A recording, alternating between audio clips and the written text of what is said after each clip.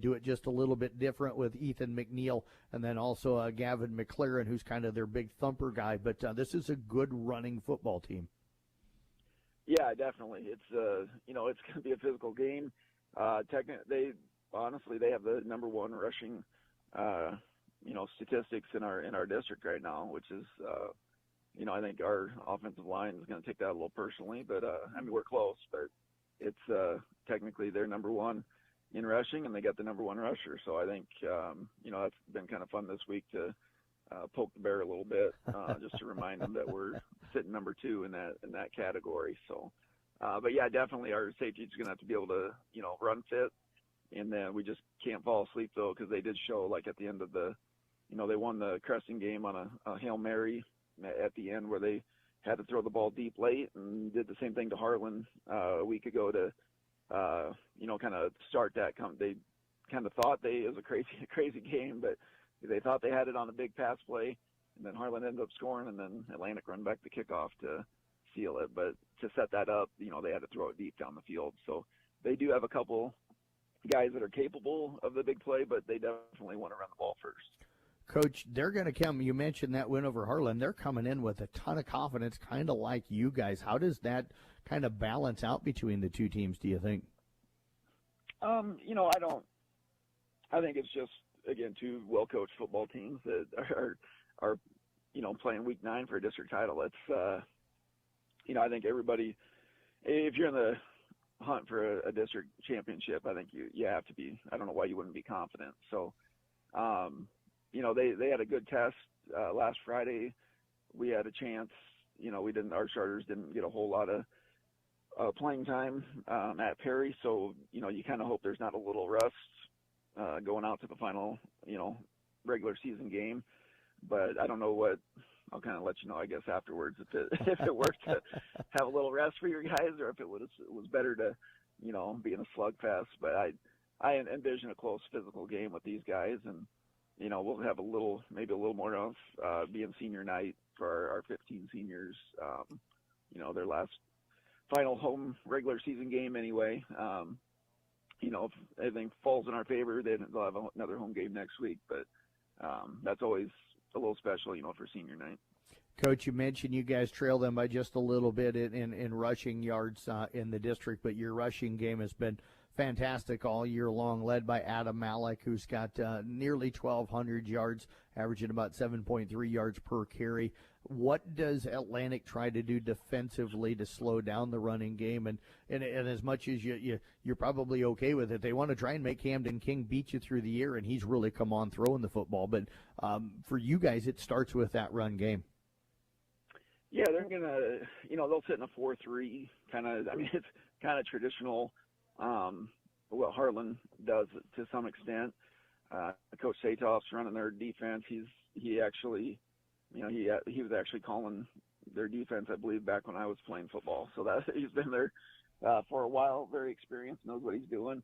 And they got a really good, Mike linebacker sitting in the middle that we got the Wallace kid, number 54, and we got to make sure we have a hat on him. He makes a lot of plays for him. And they're got some nice sized defensive ends, 88 and 71. They're big tight end and they're slash receiver and then big defensive end, slash offensive tackle. So they got big guys on the edges. They'll probably try to stop, our outside sweep with Malik, but so we'll just have to be able to adjust if they're really, forcing us to go inside, and we've shown that we can do that too. So again, it's nice to have answers with our guys up front, but it'll be a little bit of a scheme deal just to see how they come out and what they want to take away.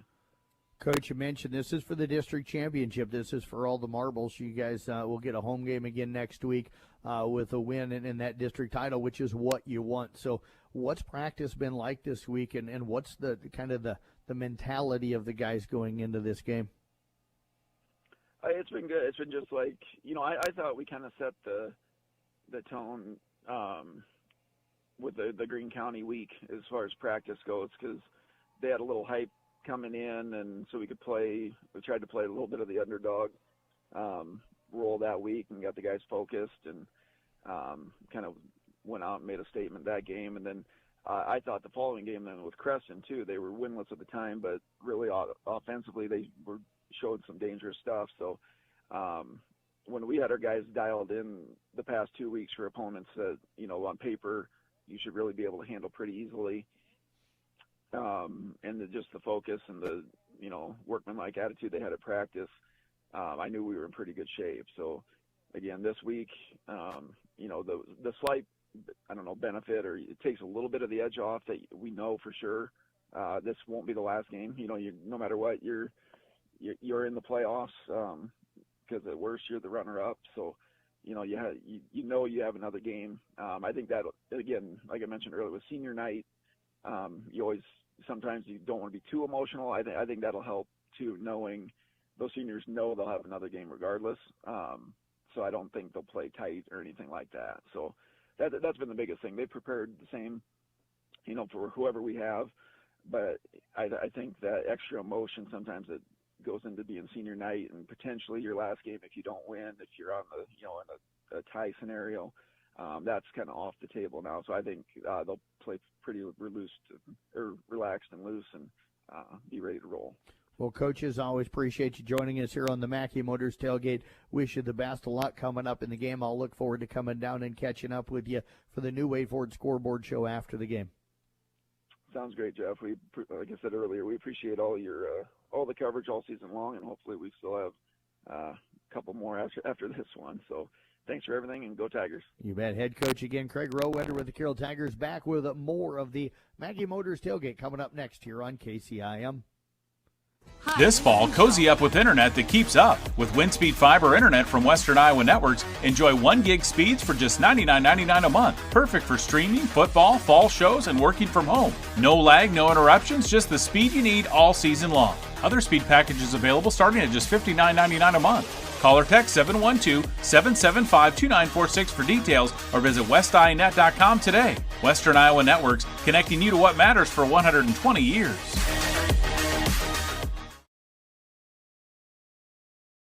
Family owned and operated since 1948, Quant Auto Salvage is the area's best full-service scrap facility. Whether you are looking to sell scrap iron, vehicles, or batteries, or you need to locate that difficult-to-find part for your vehicle, they have what you need.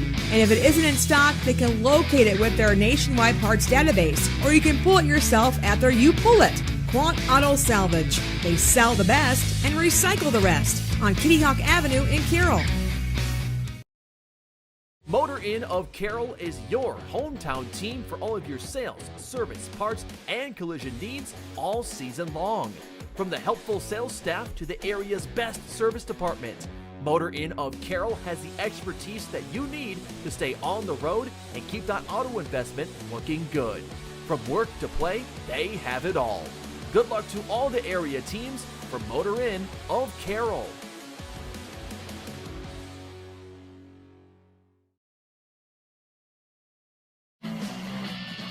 Mackey Motors Tailgate rolling on here on 1380 AM, 95.1 FM KCIM. Jeff Blankman back with you, now joined by Jerry Fleshner as we get set for our second game of our football doubleheader here tonight on KCIM. And Jerry, before we get into the Tigers and Atlantic District matchup here tonight for the district championship, you kind of had some history on two games being played here in Carroll. Actually, yes. I was an eighth grader in 1971 when in basketball, Carroll was playing at the Kemper Gym for the state title, to go to state tournament in the sub-state, and Kemper, I believe, was down in Council Bluffs playing, and I don't recall who they played against, but their game ended a little bit earlier than the Carroll game, and thanks to KCIM radio, we, back then no internet, but KCIM was there for us. Yep. It trickled through the crowd that Kemper had already won, and the crowd was absolutely ecstatic because we were winning enough that we knew we would win. And as you know, every team traditionally screams on to state when they know they've got it. Well, when the Carroll fans knew they got it, they actually cheered, "Carroll and Kemper are on to state." Right. Carroll and Kemper are on to state, and that was a neat thing. Yep. And it was neat that they were so excited about both programs, and it brought the two schools together in a great way. Yeah. And that's what this reminds me of, by the way, because when I was coming in here, there were fans from Carroll coming in, Kemper fans leaving, and congratulating each other, which is a great thing to see. Yeah, it is, and we need more of that. And Yes. I think not just here in Carroll, in the world and in our country right now. That is exactly, for sure. we do. But I just made that observation and thought back to that basketball game and how this reminded me of it, especially when the fans were congratulating each other. And what a unique occurrence here to have both schools playing on the same evening. And now that I think about it, I guess there's a possibility that could happen again. Yeah, very possibly could happen next week. Carroll and Atlantic playing for the district championship. The Trojans come in ranked number 10 this week, and they are 6-2 overall, 4-0 in Class 3A district at 6. They ended up losing their opener to Glenwood 32-7, knocked off Denison Schleswig 30-8, fell to Des Moines Christian 17-9, beat Storm Lake going into district play 47-22. In district play, they got by Creston 29-27, beat Perry 49-7, rolled by Greene County 46-7, and then edged Harlan last week in a thriller 35-30. Harlan scored late after Atlantic had scored with 40 seconds left. They're down, and they returned the kickoff for a touchdown. Something Harlan's done to everybody else in their history. They have. It happened to them last week. For the Carroll Tigers, again, 5-3 overall. 4-0 right now in the district. They lost to Gilbert 20-15, fell to Spencer 27-19, edged Humboldt again 34-33, and then fell to Lewis Central 35-34. That put them into districts at 1-3. Since then, they opened up beating Harlan 33-28, blanked Greene County 35-0, shut out Creston 50-0, and beat Perry last week 63-7. Those 7 coming against the reserves late in the fourth quarter. Jerry, this Carroll defense has been playing really well, but they're going to be tested tonight. They definitely will. This will be their hardest test since before the district, no doubt. It's clearly these are the two most deserving teams. Fortunate we have this game at home. I think that can help our chances a lot because the crowd is very enthused, as are the players, and it should be a great game this evening. And the name you're going to hear a lot for Atlantic is Ethan McNeil, their running back, 171 carries, 1,200 yards rushing, and 13 touchdowns. And Jerry, in talking with head coach Craig Rowitter, what they like to do is just toss it to him and maybe pull a guy to get out in front of him. And if he gets the edge, he's got really good speed and he can break some tackles. So that's the guy that they're going to rely on. What's a defense do to try and contain somebody that really wants to get to the edge? Well, one thing you can do is actually just take a good player on our own and isolate against him, much like teams do against a running quarterback. That could help. I don't know how other teams have done that. We do have the we're going to find out who's got the kickoff here right now. Let's find out. So it is going to be Carroll and Atlantic out of the middle of the field for the flip of the coin. For the Tigers, their running game has been really, really good with Adam Malik all season long. They're going to do more power football. They want to really pound you up the middle, get in behind a Gavin Holt and Caden Looters, and just let those guys kind of lean on you as the game goes on. So it'll be interesting to see which one of these two running games. I think if either one of them has to pass, you're probably looking at Carroll having a slight advantage there with Camden King. Now, Atlantic won the flip of the coin. They're going to defer to the second half, so they'll get the ball to start the second half. That means Carroll is going to have the football first here tonight.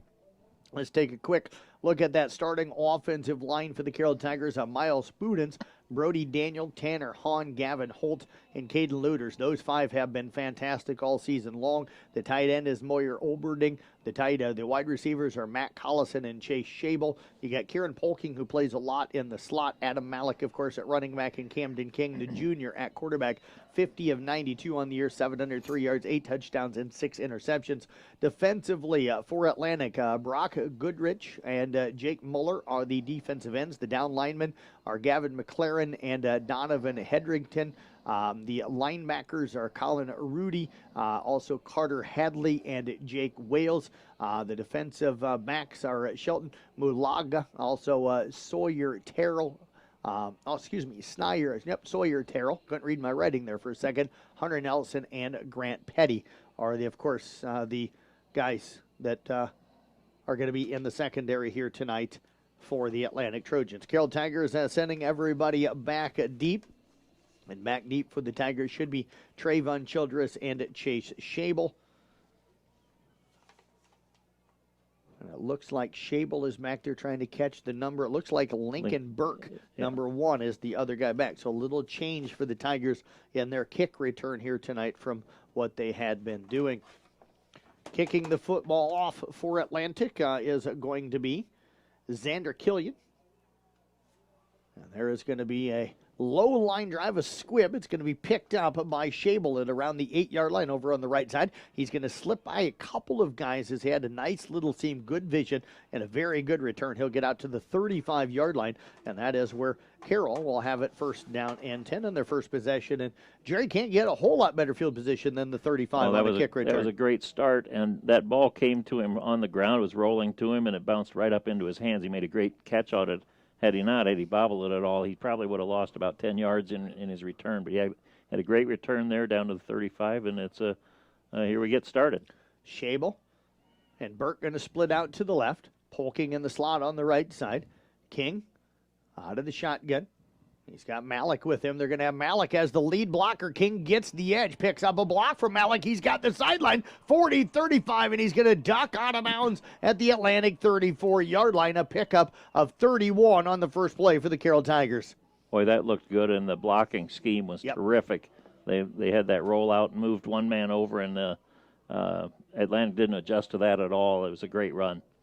And, Jerry, the interesting thing with all of that is that Atlantic leads the district in rushing, and Carroll High not happy about that. So I think they're going to look to run the football here tonight. Well, that's another reason to run, but the biggest reason is that it works. Ball at the 35-yard line. Burke going to split out to the right, Schabel to the left. King out of the shotgun, hands it off to Malik, trying to get the right edge. He'll cut back inside. Going to be wrapped up and brought down. Jake Muller, one of the guys to get over there. Coming in to make the tackle was Carter Hadley. That is tackle number 40 for him on the season. No gain on the play for Malik. It'll bring up second down and 10. I think that was an inside trap play that just didn't work. They didn't react to the fake, and there was somebody right there. And that is a play that you're going to see Carroll run maybe 20 to 30 times a game. That is their favorite play. If it works, Coach Rohrudder has told me before, I will run it every single snap until they stop it. Well, it happened after one snap. We'll see what happens now. Schabel and Burke again to the left. They'll hand it off to Malik again. Finds a crease up the middle. Going to spin his way inside the 30 down to around the 27-yard line. A pickup of 8 on the play. It'll bring up third down and 2. Better blocking inside that time, Jerry, for the Tigers. Absolutely. It worked. They did the same play, went the other direction, and it worked very well for them. On third down and 2, you have to think right here. You can still run the football because you're likely going to go for it on fourth. Tigers bringing in what looks like the heavy package here. And they've done that a few times this season. Coming in is Ethan Allen.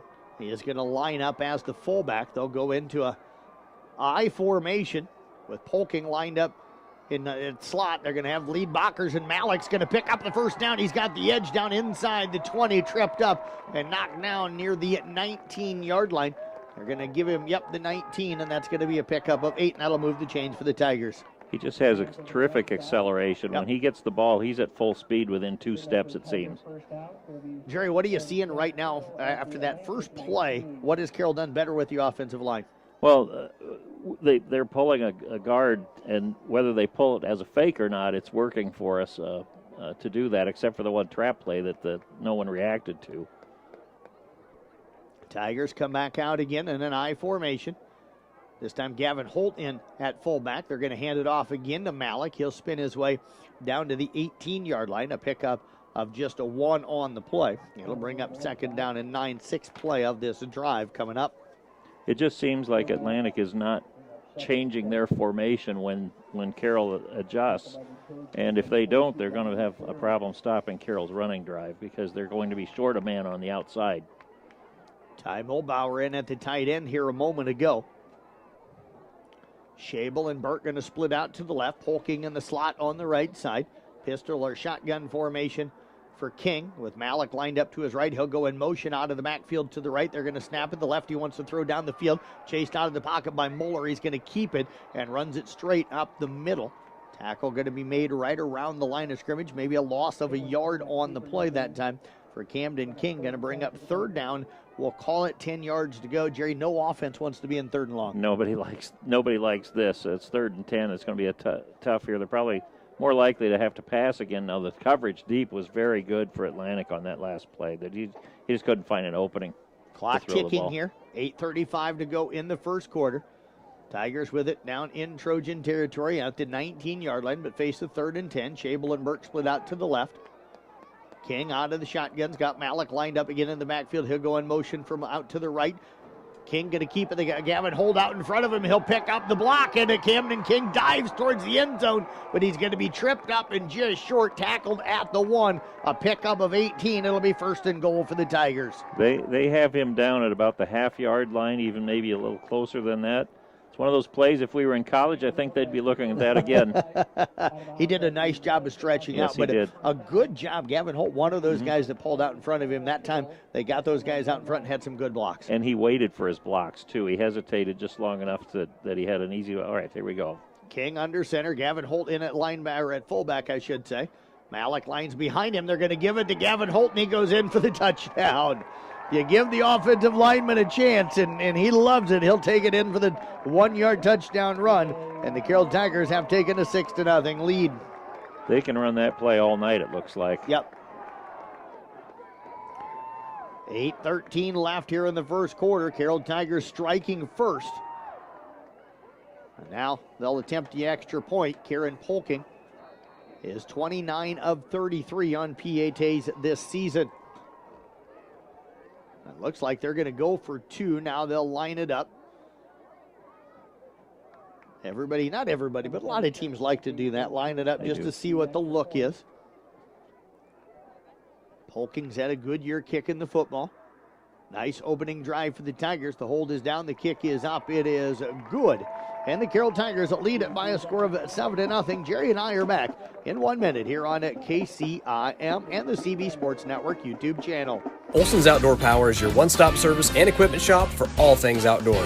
We sell the best power sports products in the business, from Polaris, Can-Am, Sea-Doo, and Ski-Doo, trailers to tackle any job from H&H, Triton, and Wilson, and we continue to lead the way in lawn and garden equipment with great products from Exmark, Dixie Chopper, Husqvarna, Cub Cadet, Steel, and Echo. Add factory-trained technicians in 2 locations, and it's easy to see why Olson's Outdoor Power is the leader in all things outdoor. Olson's Outdoor Power, your one-stop service and equipment shop with locations in Atlantic and Carroll. Midwest Wholesale is your local building products headquarters.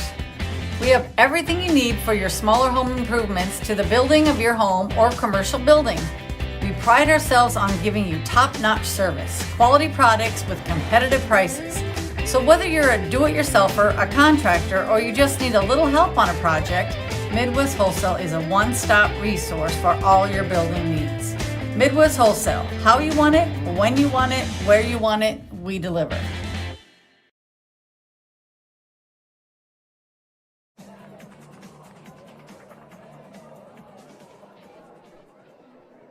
We welcome you back here as we come to you live from the Gatorade broadcast booth, distributed by Pepsi Beverages. Gatorade helping athletes fuel, recover, and perform. Jeff Blankman along with, of course, Jerry Fleshner with you here tonight, and Jerry couldn't have got a better opening drive there for the Carroll Tigers. Boy, it's a terrific way to start the game. I mean, we were stopped only on a couple plays all the way down the field. Excellent, and then Gavin Holt, we can do that all day. Yeah, and hopefully we'll be able to. Kieran Polking.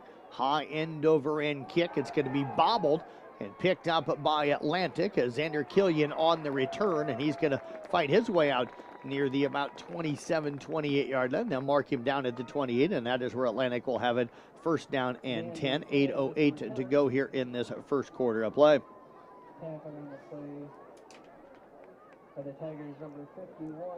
It's interesting when the officials spot the ball. They always spot it, of course, right on it's a mechanic. They spot it right on a line each time. Doesn't matter really where you land at. It's understood. We'll get you through the lineups in just a moment here. Working on an issue here with the radio station. Sorry. They're going to hand the football off, and no running room that time. They gave it off to Killian, who was lined up at the tailback spot, and the Carroll Tigers defense swallows him back at the 25-yard line. That's going to be a loss of 3. It's going to bring up second down now and 3 to go. Great penetration by the inside line, the guards, if you will, the inside of our front line, straight in. There's nothing they could do. Starting offensive line tonight, Owen Miller, Cale Cameron, Trevin Thomas, Donovan Hedrington, and Jack Muller. The quarterback or the wide receivers are Corbin Ritter, Brock Goodrich, and Roland Hinman. We'll get you the quarterback and that information here in a moment. Another handoff again for Atlantic.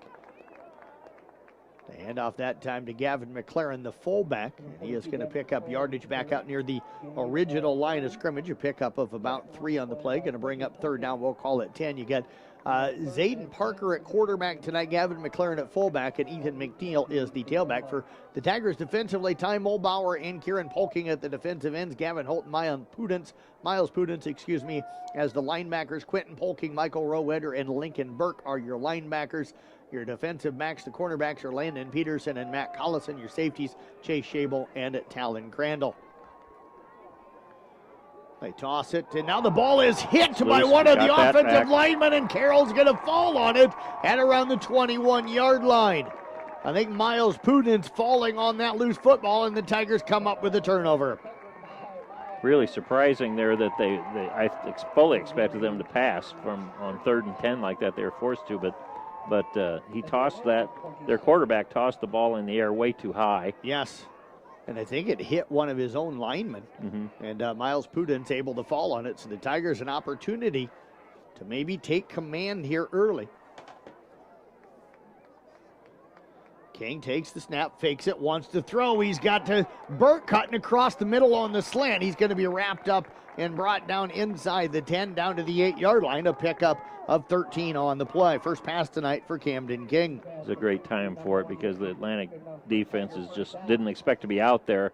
Yep. They weren't ready. I would think it was just a good time to try that. But the first down was actually made after he caught it. Lincoln Burke gained about 4 or 5 yards on his own. So King again comes out, shotgun formation. This time he's got Matlick lined up to his right. He's going to fake it to him, wants to throw. Now he's going to scramble. He had a chance to get the edge, but they closed that down quickly. He's going to be tackled at around the 9-yard line. A loss of 1 on the play. We'll bring up 2nd down and goal. Just a little hesitation there. He couldn't find a wide open receiver. He had a blocker in front of him. I think he probably should have started running right away on that, but it's hard to tell. He still wanted to pass. He wanted to pass the ball first. That's what he's looking for first. So King will come over as he always does to the sidelines. Burke, Shable going to split out to the right. Kieran Polking will split to the left. King out of the shotgun. And now that Tigers fumbled the football, they tried an inside handoff. Yep. They had Mallett going to the left. Kieran Polking coming inside of that. They tried to hand it off, Jerry, to Polking, and they didn't get that handoff clean. A little bit of a trick play, and he just didn't catch the ball right away. It was a forward handoff, if you will, going forward, hoping to catch them off guard or blitzing down into there, and there'd be nobody in the open. It just didn't work. And Atlantic will get the football back after the fumble. And they'll have it 1st down and 10 at their own 11-yard line. Ball over on the right hash mark. I formation. Toss play to the left this time to McNeil, trying to get the edge. He got the edge, but the Tigers close it down quickly. They'll pick up some nice yardage. They're going to give him the 18-yard line. A pickup of 7 on the play. First time their offense has had any success whatsoever, and they had to go way outside to get that. And they tossed it to McNeil. That's the first time he had touched the ball here tonight. East Sac County on the board. They trail 48-6 late in the 3rd quarter.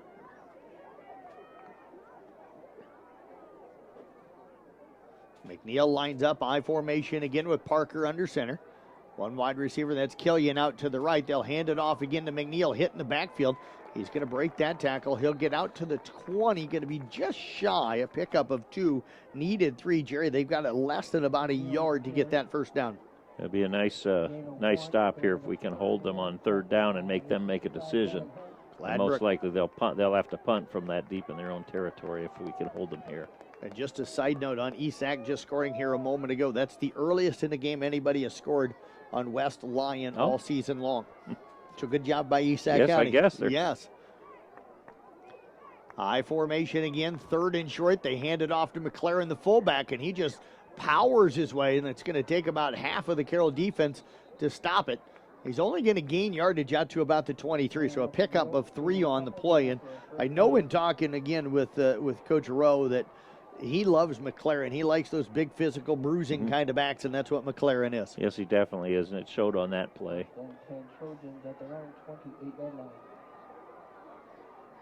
Atlantic in no hurry to be able to get a snap off. Tigers lead it here 7-0. 4:04 to go in the first quarter. Our score is brought to you tonight by Your Road, Your Team, Your Motor Inn. Don't forget you can watch and listen to the broadcast tonight.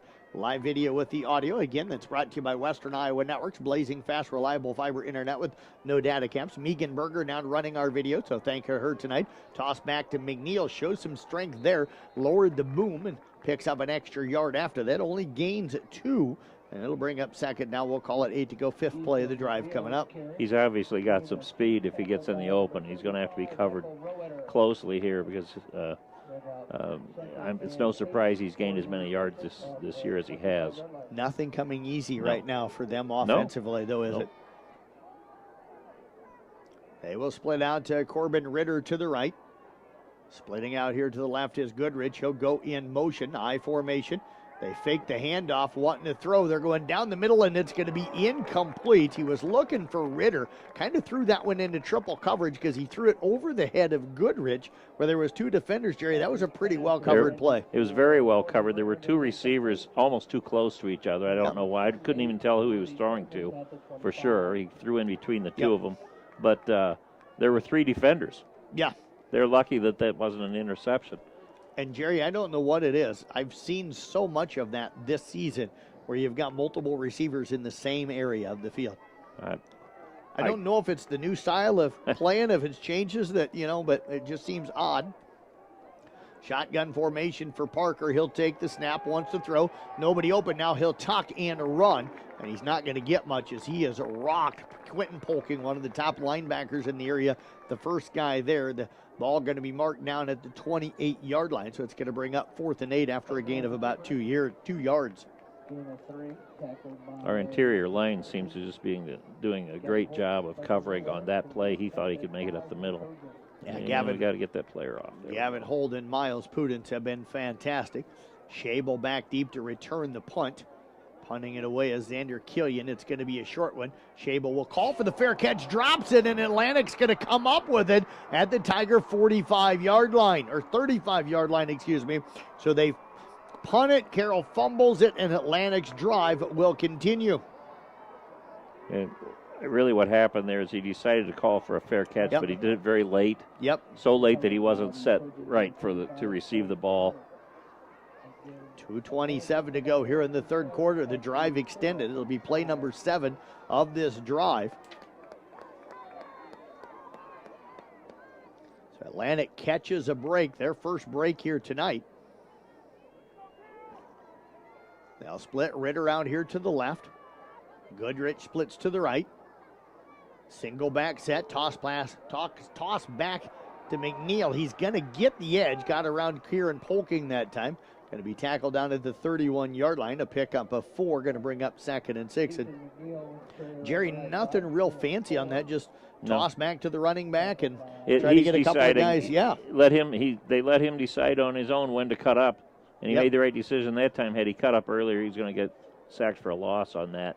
He's a little bit faster than our defensive linebackers. Yep. Yeah, and so we really have to be careful and not let him get outside of everybody. I formation this time with a Gavin McLaren in at fullback. They'll fake to both of them, want to throw. They're looking out here in the flat to Killian. The ball over the head of his intended receiver, Matt Collison, on the coverage. It'll fall incomplete. It's going to bring up 3rd and 6. Fairly well covered on that play, actually. He would have had to have a perfect throw to get that in there. 2-down territory here, Jerry. If you can gain 3-4 here, even if you don't, you in 2-down territory, you think? Oh, yes. They are. Yep. They only have 7 yards. I would look for them to run another outside pitch play. Yep. Mm-hmm. Yep. Goodrich splitting out. Ritter and Killian splitting out to the left. Toss back to McNeil. He cuts up inside of the guy, Ty Mulbauer, who had some pressure from the outside. He's going to get inside the 30, down to about the 27. That'll pick up 5. He's going to be about a yard short. And Jerry, Ty Mulbauer from his right defensive end got in there really quick, but he got in so quickly that McNeil had the ability to cut inside of him. Yes, he did. He's very quick. Like we said before, he's a little bit faster than our outside linebackers, and he gained just enough there that there's no question they'll be going for it here on 4th down. 4th down and about 2 to go. Ritter again splits out to the right. Killian will split to the left. Tight end on the right side of the field. They'll hand it off to Gavin McLaren, the fullback, and he's just going to fall forward, going to be very, very close. He needed the 25, and both officials coming in at the 25-yard line. And, Jerry, I think they're going to give it to him, and there's the 1st down. Yep. Didn't get it by much, but they had the chain set right on the line, so they didn't have to measure anything. It was placed over the line. Yeah, and you saw the FAR official over there coming in, and he had the left arm, and he was pointing. He already knew because he's running the chains. Yep. Both of these coaches, Jerry, have their quarterback run over to the sidelines to get the plays. You don't find that very often anymore. No. It's Killian, tough to do when they're they're deep down. Yep, I formation. They'll hand it off again to McNeil. Nothing to the outside, so he'll tuck it inside this time. Only gets about a yard down to the 24-yard line. Good push up front from the Tiger defense that time. 6 carries, 21 yards for McNeil. Try to get you some other scores here. Audubon up 52-6 on Lennox. That game over on KKRL. Coon Rapids Bayard 42-42 at halftime. Over at Clarksville. So that game over on Kick 106.7 with Nick Brinks and Devin Dembinski. We've got Mason Nealon down in Audubon, and we've got the end of the first quarter here. We'll step away, take a break, back right after this. On 1380 AM, 95.1 FM KCM, we're back in 1 minute. People want and deserve more comfort, efficiency, and reliability, both in their homes and places of work. Dries Company will be there to meet these challenges, whether we are designing a new system or servicing your existing equipment. We are a rapidly growing company that strives to meet and exceed all your expectations. No matter if you are looking to buy new appliances or need the help from one of our certified technicians, we are here for you. We pride ourselves in our installation and service. Dries Company, servicing the Carroll area since 1933. From footings to framing to finish. For farm, home, or commercial, for more than 90 years, Wall Lake Lumber Company has been proud to help our communities grow. With 4 convenient locations and one of the largest building material inventories in the area, we are sure to be able to fill all your building needs.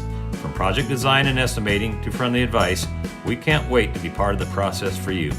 Wall Lake Lumber, with locations in Wall Lake, Lakeview, Odebolt, and Carroll. We're not your grandpa's lumberyard.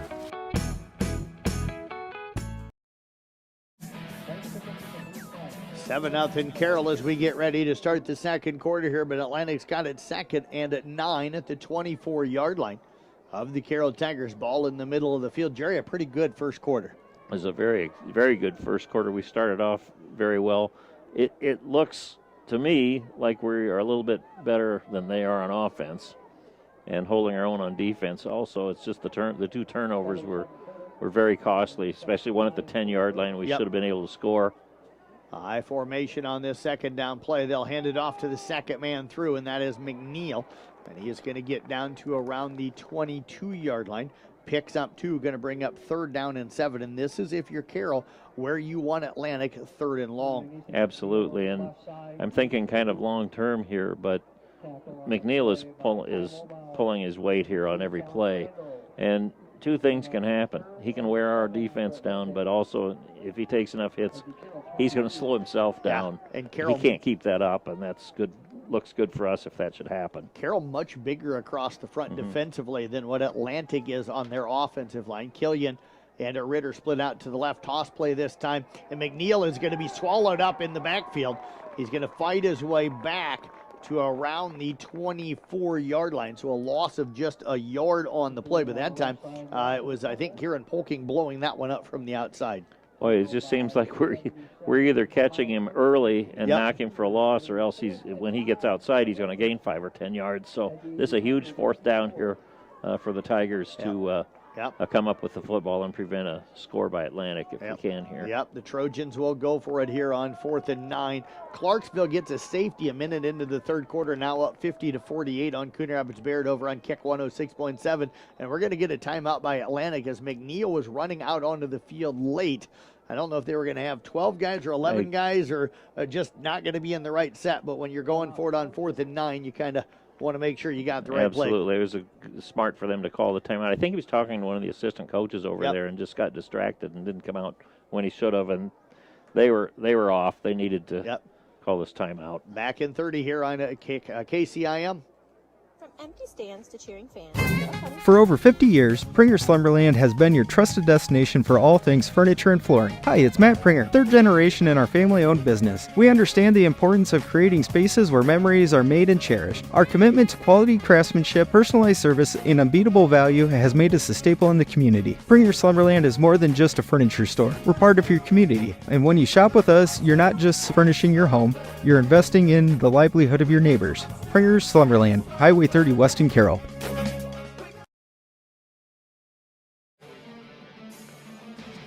Big 4th down. We're still early in the game, just early here in the second quarter. 10:38 to go. Tigers up 7-0. Your score is brought to you by Your Road, Your Team, Your Motor Inn.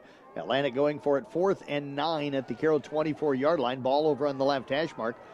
Parker out of the shotgun. He's got McLaren back there lined up with him. They're wanting to throw. He's going down the middle for Killian, and does he make the catch? Yes, he does. Down at around the 2-yard line. That ball was just about ready to hit the ground, but he picks it up for a 22-yard gain. Well, it was the only. It was very fortunate for them. I'm bad for Carroll, but he barely. That was only about a foot off the ground. He had to lean down and catch it. That's why he couldn't score. Yeah. He had leaned down and he fell over. And Parker, again, 29 of 63 on the season, 5 touchdowns, 5 interceptions, but hit a big one, a deep, long one last week against Harlan late that gave them the lead. Then Harlan went down and scored and looked like they were going to win the game until Atlantic returned the kickoff. So Ritter splits out to the left. They'll come out in an I formation. 1st and goal from the Tiger 4-yard line is where they're going to mark him down. They give it to McLaren, and he loses the football, but they're going to say he's down, and he's going to be down at the 1-yard line. So it's going to bring up now 2nd down and goal to go. A 3-yard gain for McLaren. 9th play, Jerry, of this portion of this drive coming up. You're talking after the muff punt? After the muff punt. They had 6 plays prior to that, 9 plays now after that. So a 15-play drive. Wow. That's a lot of plays for your defense to be out on the field. Yes, it is. You can look for the same thing again here with McLaren going up the middle. Yep. Another yard. They've had success with that. They're going to hand it off to him, and he is going to be stopped at the line of scrimmage. No gain on the play. It'll bring up 3rd down and goal. Do they do it one more time? Actually, I think they do because they gave him a half a yard on that, which puts him down at the actually, did they put that? Let's see where they put that. Right. It was on the one before. Now the whole football's inside the one, so we gained a little bit there. I think they're going to do it again. Okay, Ritter out to the left. I formation. Goodrich lines up in the slot left side, and McLaren jumps early, so that's going to cost Atlantic 5 yards. They've had the turnover, now they have the penalty.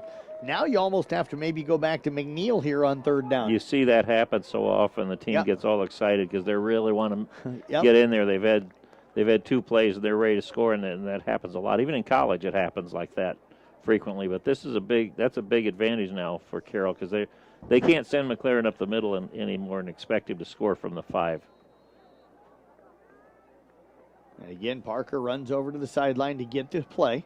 He'll come back into the huddle. They'll break it. 17 left on the play clock. 6:40 to go here. 8:40, I should say, to go in the second quarter. They fake the handoff. They give it off to McNeil, and he's going to dance in for about a 5-6 yard touchdown run. And Jerry, that one came way too easy. Yeah, it was a really good call because we were playing for that inside, and he came off just off the side of our guard, and we had pinched into the middle, and it was wide open for him.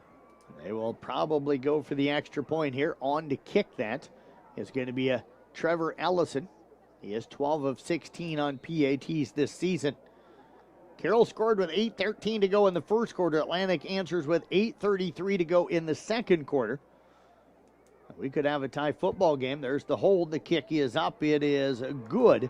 And we are tied at 7 apiece. Jerry and I are back in 1 minute right here on 1380 AM, 95.1 FM, KCIM. Only Pizza Ranch serves buffet your way. Don't you mean my way, Mr. Voiceover Guy? Sure, anyone's way, actually. Request your favorite pizza. We'll make it, bake it, and give you the first slice. I can add peppers to pepperoni, Stampede on stuffed crust, maybe Texan taco on thin. No tomatoes on my half. How can I convince Mom to let us eat here every night? It's buffet your way at Pizza Ranch. Say it with me, kid. These DMAC Carroll campus students are tomorrow's nurses. They're leaders, smart, dedicated, and they care about their community. My experience in DMAC nursing so far, I get to make a difference in people's lives during their most vulnerable times, and I build friendships along the way. The interaction between the faculty, staff, and professor with the students are really close. They really help us a lot every time. Get started today.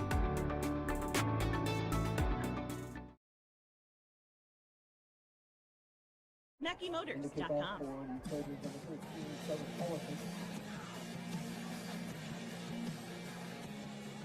Atlantic taking advantage of the muff punt for the Carroll Tigers, so they capitalize. 10th play of the drive. They punch it in. Schabel will pick it up. The return off of the right side, and again does a nice job of weaving his way through, spinning his way out past the 30 to around the 33, maybe 33-yard line, and that is where Carroll will have it first down and 10. And Jerry, I tell you what, he's not the biggest guy in the world, but does a nice job of kind of finding a crease. Even though he disappears in amongst the big guys sometimes, he seems to pop out of there pretty well. And he does. It's going to be tough to hold him back the whole game. So this might end up being a little bit higher scoring than what we want it to be. Yeah. Schabel does average 34.8 yards per kick return. So he's been one of the top guys. Burke going to split out here to the left, Schabel to the right. Shotgun formation for King, hands it off to Malik. That inside trap, he's got running room. 50, cuts it back, 45, cuts it back again. This time runs into one of the guys. One of the defensive guys, Jake Wales for Atlantic. Tackle going to be made down at the 41-yard line. A pickup of 26 on the play. Well, that was a terrific run, and what we're showing here is that we can move the football every time, and in big chunks like that, just with the running game. It seems like so. We need to be a little bit discouraged that it's 7-7. It shouldn't be. That was just a turnover and a costly one. ESAC falling tonight, 48-6 in their playoff game. They got stuck with the number one team in the state in their class. Malik again off the left side, cuts in behind Gavin Holt. He'll get down to the 38, a pickup of 3 on the play. It'll bring up 2nd and 7 over on the left hash mark. Underwood leading ESAC County 46-8 going into the fourth quarter in their ball game tonight. I want to take a moment. I know none of them are listening, so I'll have to do it during rewind sometime, but I have most of the time it's high school kids or parents that have Twitter that tweet the scores to me for at the end of each quarter for every game that we don't have somebody at broadcasting. So I thank them very much for that. Adam Malik breaks a tackle at the line, going to fall forward down near the 31-yard line, a pickup of 7, and he's going to pick up the first down. So that's really nice. Trevor Miller down in Audubon, Macy Dorman at South Central Calhoun, Angie McCullough and Dale Wagner both do it up at ESAC County. You got Courtney Cadwalder and Caitlin McAllister at Coon Rapids Bayard. Cassidy Wink did it over at Glidden Ralston. My brother does it at ICAM Manning. Jeremy Ehrlers over at Arweva. So nice to be able to have somebody at all these other schools able to send us those score updates. King out of the shotgun, hands it off to Malik up the middle. Start just kind of weaving his way through the middle of the field and dances his way all the way down to the 20-yard line. A pickup of 11 on the play. And Jerry, that was great patience by him because he kind of started left, then went right, then came back left, and just kind of He's picking his holes. Yeah. He's looking great out there today. Got him unofficially 8 carries for 64 yards right now, averaging 8 yards per carry. Him and McNeil, the two leading rushers individually. Schabel will split out to the right, Burke to the left. Polking in the slot on the left side. Malik to the right of King out of the shotgun. Atlantic 5 down lineman. They'll give it to Malik again. He's got more running room. He's got another first down as he falls down inside the 10, down to around the 9. Nope, they're going to mark him right at the 10. So that'll be a pickup of 10 on the play. That'll move the chains for the Tigers. It's a tough spot because we're right at the 10. We have Yes. to get it. You always hope you get about 6 down to the 5 or 6, on those plays, so you don't have so far to go in 4 downs. But he's moving the ball well, and Carroll's done. Coach Roeder has done a very good play calling game this evening so far. King again hands it off to Malik again, just patiently following his blockers, and he is going to be tripped up and brought down. And around the 8-yard line, a pickup of 2. Second down and goal to go for the Carroll Tigers. I'm thinking they've run that play about 4 straight times now, Yeah. right? Same play. Yep. And I told you earlier, Coach Rowe has told me many a times, I'll run a same play over and over and over again. I might flip a side, but that's about all I'll do if they can't stop it. And, that's what the great coaches do, right? Right. 5:02 to go here in the first half. 7-7 our score. Score is brought to you by Your Road, Your Team, Your Motor End. Mackey Motors halftime report coming up. King hands it off again to Malik. Again showing some patience, but this time Atlantic, enough guys at the line of scrimmage. They're going to get him at the line of scrimmage. Maybe a loss of about a half a yard, but I think it's going to be no gain. It'll bring up 3rd and goal. I think that play works a little better when you've got more room Yes. for it out in the middle of the field, Yep. because your linebackers are tight in there now. Yep. Are closer to the line of scrimmage, and he had no gain on that at all, it doesn't look like. 4.5 to go here in the first half of play. Tigers with a big 3rd down here. They've got a good field goal kicker in Kieran Polking, but I don't know if they want a field goal here. Burke and Schabel out to the left. Polking will go in motion from right to left. Malik is going to lead block out of the shotgun, and King's going to take it. He'll dive down to around the 3 or 2 where they're going to mark him, Jerry. Looks like it's going to be at the 3-yard line, a pickup of 5. Always nice to have a longtime official up in the booth with you. You see everything quicker than I do, right? I don't know about that, really. I don't think especially with the side of the building in front of me. The window panes are a little big sometimes. Yep. Yeah. Yeah, you got to lean and look through the neighboring, booth's window sometimes. Burke splits out to the left. King out of the shotgun's got McAllister next to him, Malik, and they've got Gavin Holt in, and he's going to lead the back, and there's going to be a 3-yard touchdown run. And a nice job that time by the Carroll offensive line, and also Adam Malik on the lean block, and Camden King with the 3-yard touchdown run. Well, Coach Roeder must be seeing something on that left side, because that entire series, the whole way down the field, was all to the left. They took it to the left every time. King tonight, 6 carries, 55 yards, and a touchdown.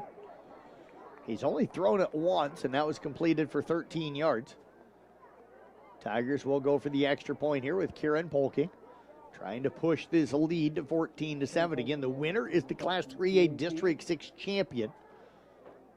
And if Carroll could pick up the win here tonight, we should hopefully have 2 football games in town again next week. There's the snap, the hold, the kick gets up. It is good, and the Tigers have taken a 14-7 lead. We're back in 1 minute right here on the CB Sports Network YouTube channel.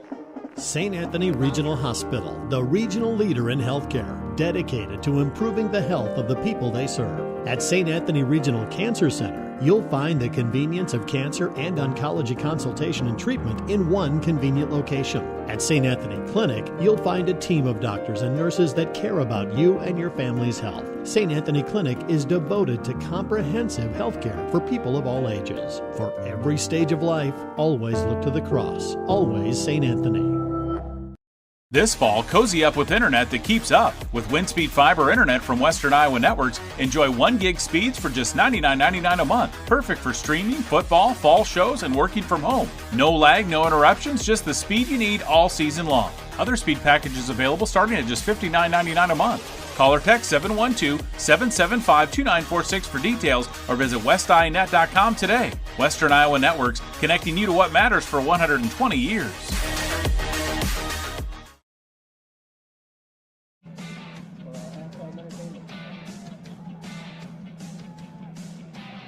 Kieran Polking to kick it off for the Carroll Tigers.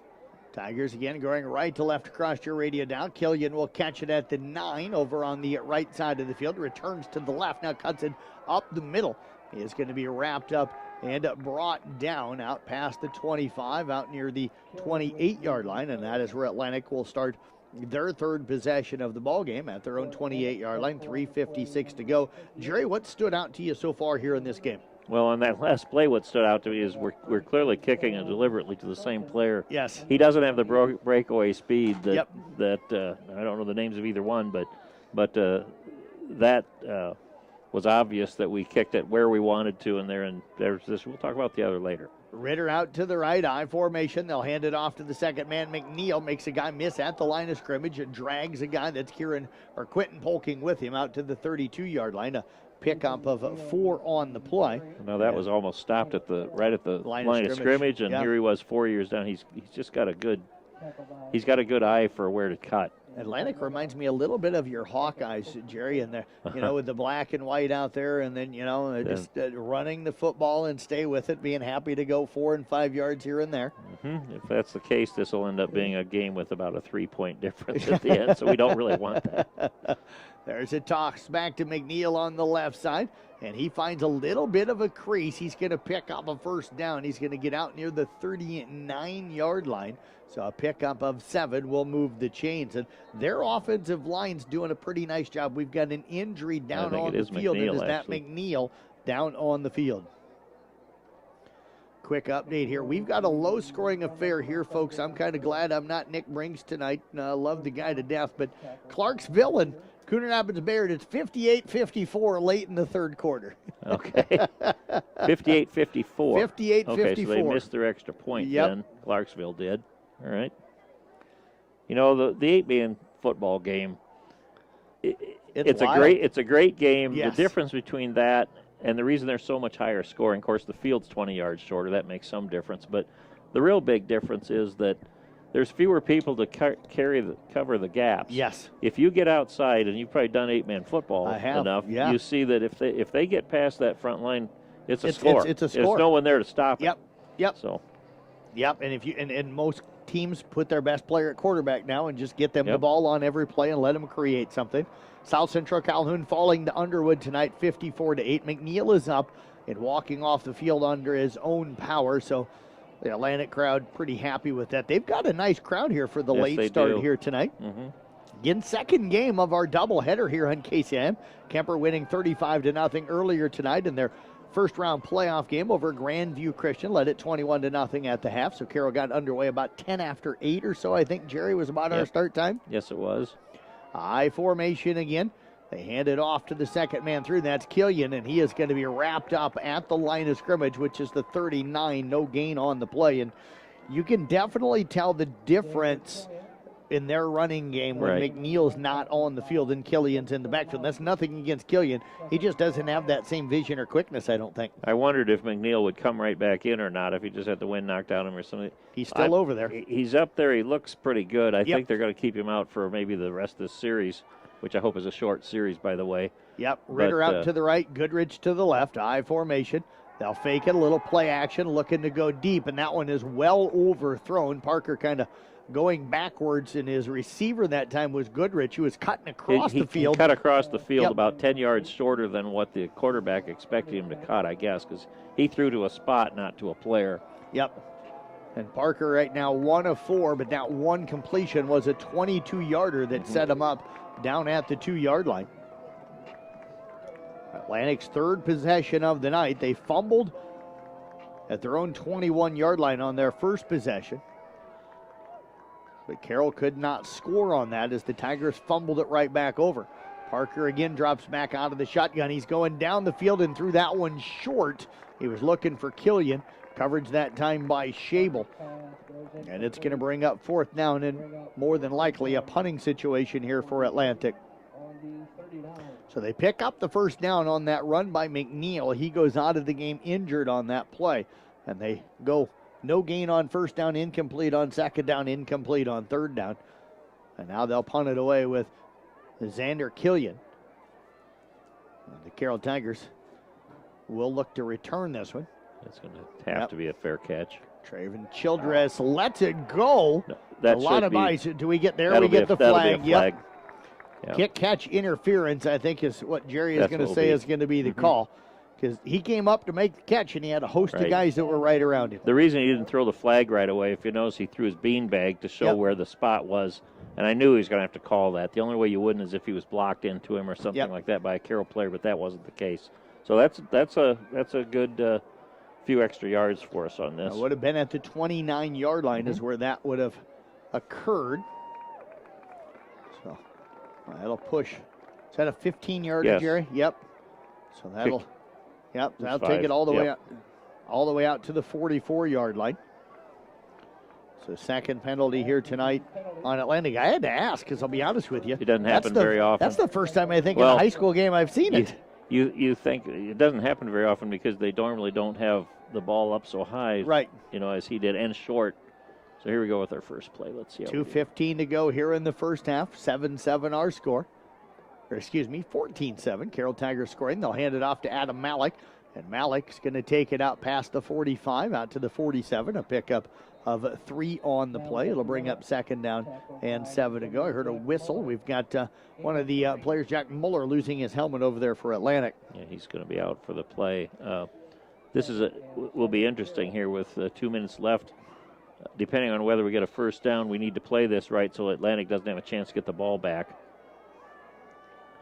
King hustles out onto the field as the clock is running. Burke will split out here to the left. Polking in the slot on the right side. There's a tight end over on that side as well. They'll hand it off to Malik. He's got Gavin Holt was lined up in the slot over here on the left out in front of him. He'll get into Atlantic territory down to the 49-yard line. A pickup of 4 should bring up third down. And we're going to call it a long 4 to go, or a long 3, a short 4. We're going to go ahead and call a timeout here because this is an important play. We need this first down. Otherwise, we have a tough decision to make.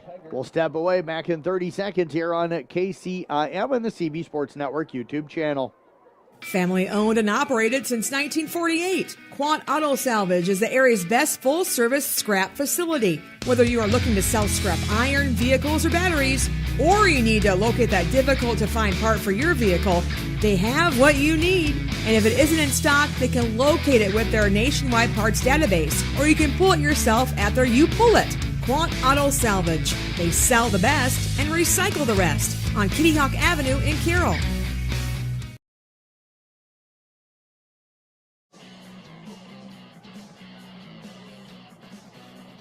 Coming to you live from the Gatorade broadcast booth, distributed by Pepsi Beverages. Gatorade helping athletes fuel, recover, and perform. Chop Blankman, Jerry Fleschner with you here tonight at the Carroll Athletic Stadium. Tigers taking on Atlantic here. Final game of the regular season here for both Carroll and Atlantic. They'll head into the postseason next week. The winner here is your Class 3A District 6 champion. Both teams 4-0 in district play.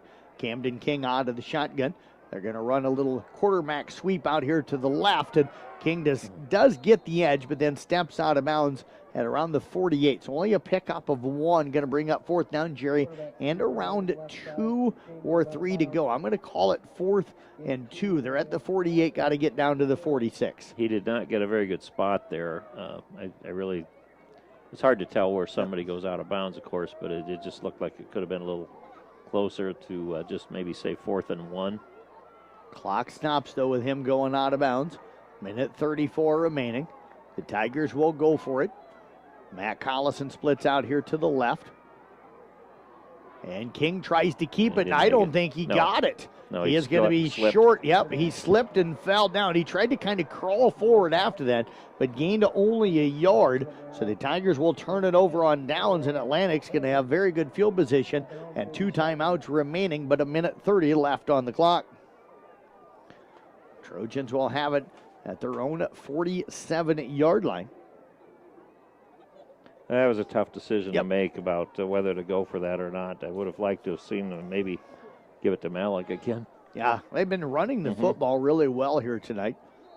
Coach Rowetter coming back to take a look at the iPad here. He wants that quick look at what happened on that play. Parker out of the I formation. Toss play to McNeil, who's back in, trying to get the edge. And the Tigers that time, Lincoln Burke did a great job, Jerry, of getting in there and forcing that play back inside. I couldn't tell if it was him or not, but he took out the lead blocker. Yep. And that blew up the play. Tackle's going to be for a 2-yard loss back to the 46-yard line. I didn't see who got in on the tackle, but that was Lincoln Burke. As you heard Jerry say, he took out that lead blocker, which just ended that play before it could get started. Our Mackey Motors halftime report coming up. Killian and Ritter are going to split out to the left. Goodridge will split to the right. Parker wants to throw. He's got McLaren at midfield. That'll be a pickup of 4, but still well short of the first down. A pickup of 4. Going to bring it to a 3rd down, and we're going to get a timeout called. Is this going to be called by Atlantic? That's tough to tell who. Yeah. I would say Atlantic most likely. I haven't seen who they pointed to. That's the only thing, but yep, Carroll calls it. Nope, Atlantic did it. They just took it off the board. So a timeout by Atlantic. It's going to be 3rd and about 7. We'll step away back in 30 seconds here on KCIM. Motor Inn of Carroll is your hometown team for all of your sales, service, parts, and collision needs all season long. From the helpful sales staff to the area's best service department, Motor Inn of Carroll has the expertise that you need to stay on the road and keep that auto investment looking good. From work to play, they have it all. Good luck to all the area teams from Motor Inn of Carroll.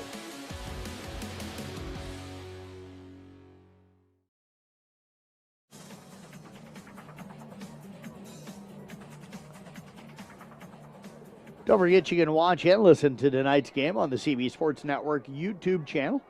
Again, brought to you by Western Iowa Networks, blazing fast, reliable fiber internet with no data caps. And Jerry, we seem to have had a lot of 3rd down and longs and 3rd down and decisions and 4th downs and decisions for both of these teams tonight. We definitely have. Whether Atlantic makes this or not, they're going to have a hard time scoring. There's only 46 seconds left, and they're down to just 1 timeout. So if we can hold them to even just a few yards here, let's see. And they want to throw an inside screen, and Carroll had really good pressure on that. And in fact, they were trying to get it. Yep, trying to get it to McLaren. I was looking for the eligible receiver. All I saw was lineman, but McLaren looks like a lineman. Yes, so he does. Yeah. But he finally found the 42 out on the field. It does fall incomplete. So good pressure up the middle that time by Carroll, and they'll force the punt. We'll be looking for a good return here, and then we still would have a chance to score again. It'd be nice to do that before the end of the half. Landon Peterson back deep for Carroll. He'll let that one bounce. It'll take a Carroll bounce. And it's going to be down at around the 16-yard line, and that is where Carroll will have it. Jerry, 36 seconds left. You just kind of get through this first half. Maybe do a handoff or something. I don't think they're certainly not going to pass the ball. I can't see any advantage to passing here because what did Woody Hayes used to say? It's only 3 things that can happen. 2 of them are bad on a pass. I don't know if he'd still say that today, though. No, he'd have to have changed his game. Yeah. All right, we're just going to take a knee. Camden King's going to take the knee, and that is going to end this first half of play. Carroll Tigers will take a 14-7 lead into the halftime. Jerry and I are back after this halftime break. Again, our Mackey Motors halftime coming up. We'll step away, take a break. We're back in 3 minutes here on KCIM.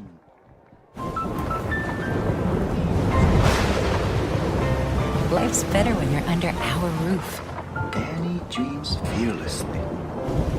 Because when you feel protected, it's okay. Your family's free to pursue their dreams. So are you brave? I'm brave. I'm fearless. I'm fearless. Bundle life and save up to 25% on home and auto. American Family Insurance. For details, contact Nicole Unken at Nicole Unken Agency. Olson's Outdoor Power is your one-stop service and equipment shop for all things outdoor. We sell the best power sports products in the business from Polaris, Can-Am, Sea-Doo, and Ski-Doo, trailers to tackle any job from H&H, Triton, and Wilson, and we continue to lead the way in lawn and garden equipment with great products from Exmark, Dixie Chopper, Husqvarna, Cub Cadet, Steel, and Echo. Add factory-trained technicians in 2 locations, and it's easy to see why Olson's Outdoor Power is the leader in all things outdoor. Olson's Outdoor Power, your one-stop service and equipment shop with locations in Atlantic and Carroll. Midwest Wholesale is your local building products headquarters. We have everything you need for your smaller home improvements to the building of your home or commercial building. We pride ourselves on giving you top-notch service, quality products with competitive prices. So whether you're a do-it-yourselfer, a contractor, or you just need a little help on a project, Midwest Wholesale is a one-stop resource for all your building needs. Midwest Wholesale, how you want it, when you want it, where you want it, we deliver. People want and deserve more comfort, efficiency, and reliability, both in their homes and places of work. Dries Company will be there to meet these challenges, whether we are designing a new system or servicing your existing equipment. We are a rapidly growing company that strives to meet and exceed all your expectations. No matter if you are looking to buy new appliances or need the help from one of our certified technicians, we are here for you. We pride ourselves in our installation and service. Dries Company, servicing the Carroll area since 1933. From footings to framing to finish. For farm, home, or commercial, for more than 90 years, Wall Lake Lumber Company has been proud to help our communities grow. With 4 convenient locations and one of the largest building material inventories in the area, we are sure to be able to fill all your building needs. From project design and estimating to friendly advice, we can't wait to be part of the process for you. Wall Lake Lumber, with locations in Wall Lake, Lakeview, Odebolt, and Carroll. We're not your grandpa's lumberyard.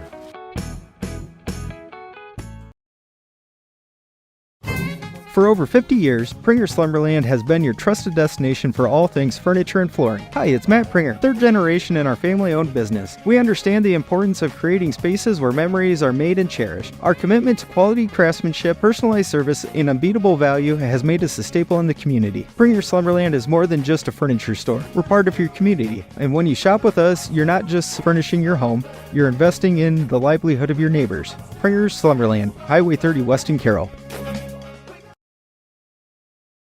School Big 10 or old school Big 8, whoever you want to look at. Yeah. The thing is, both teams are having success with the run. Yep. And so passing, why bother? Right. Carroll's last drive got clear down when we scored.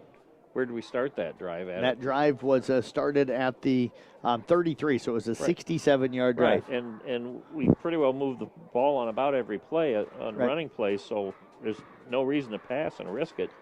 And I think Atlantic feels the same way. Right. So, yeah. But then again, it doesn't seem like the game's going all that fast either. So, do you feel Carroll seems to have moved the ball easier? I think that Carroll has had an easier time moving the ball, and really the turnovers hurt us. Right. 2 turnovers. We were getting ready to score. Yep. Turned the ball over. There's a potential 7 points. I believe we fumbled around the 10-yard line, and then we held them from scoring.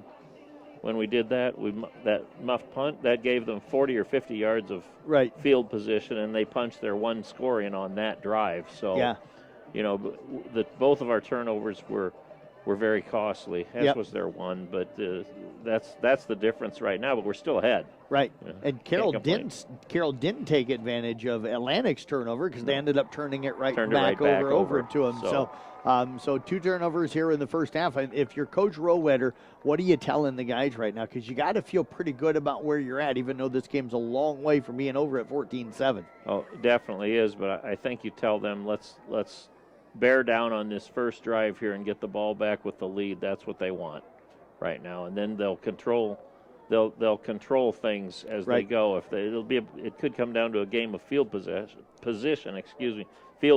So if we just avoid the turnovers and keep them from having to go with a short field, maybe they'll have to score twice, and I don't see us not scoring at least one more time in this game, no matter what. So you figure that we have them.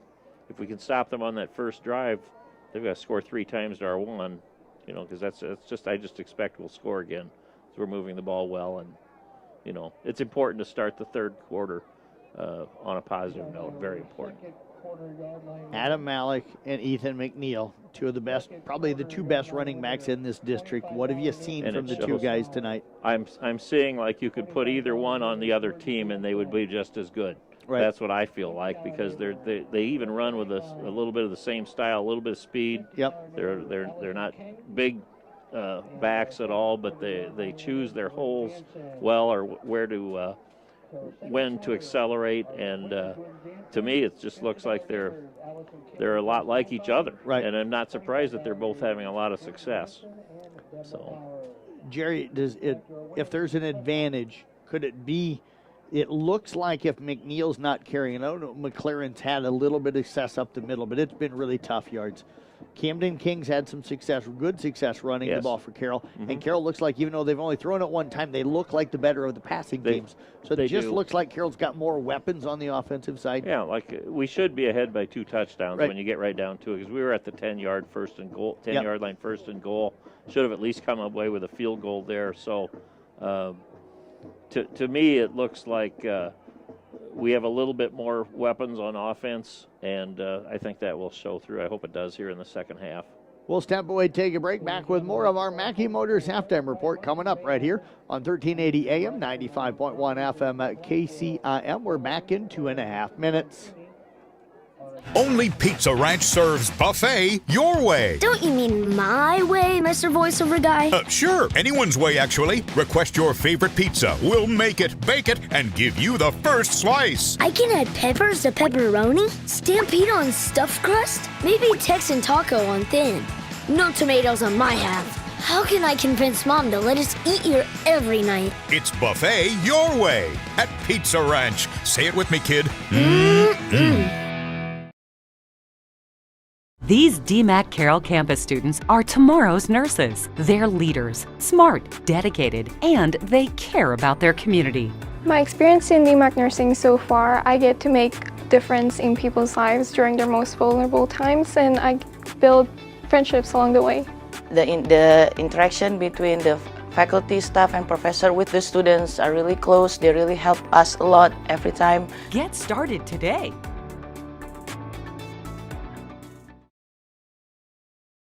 St. Anthony Regional Hospital, the regional leader in healthcare, dedicated to improving the health of the people they serve. At St. Anthony Regional Cancer Center, you'll find the convenience of cancer and oncology consultation and treatment in one convenient location. At St. Anthony Clinic, you'll find a team of doctors and nurses that care about you and your family's health. St. Anthony Clinic is devoted to comprehensive healthcare for people of all ages. For every stage of life, always look to the cross. Always St. Anthony.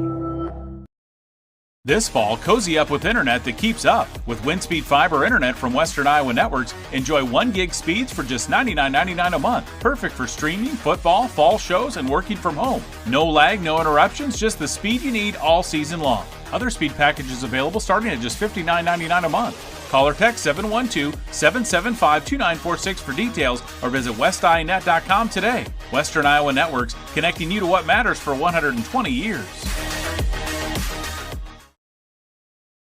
Family owned and operated since 1948, Quant Auto Salvage is the area's best full-service scrap facility. Whether you are looking to sell scrap iron, vehicles, or batteries, or you need to locate that difficult-to-find part for your vehicle, they have what you need. And if it isn't in stock, they can locate it with their nationwide parts database, or you can pull it yourself at their You Pull It. Quant Auto Salvage. They sell the best and recycle the rest on Kitty Hawk Avenue in Carroll.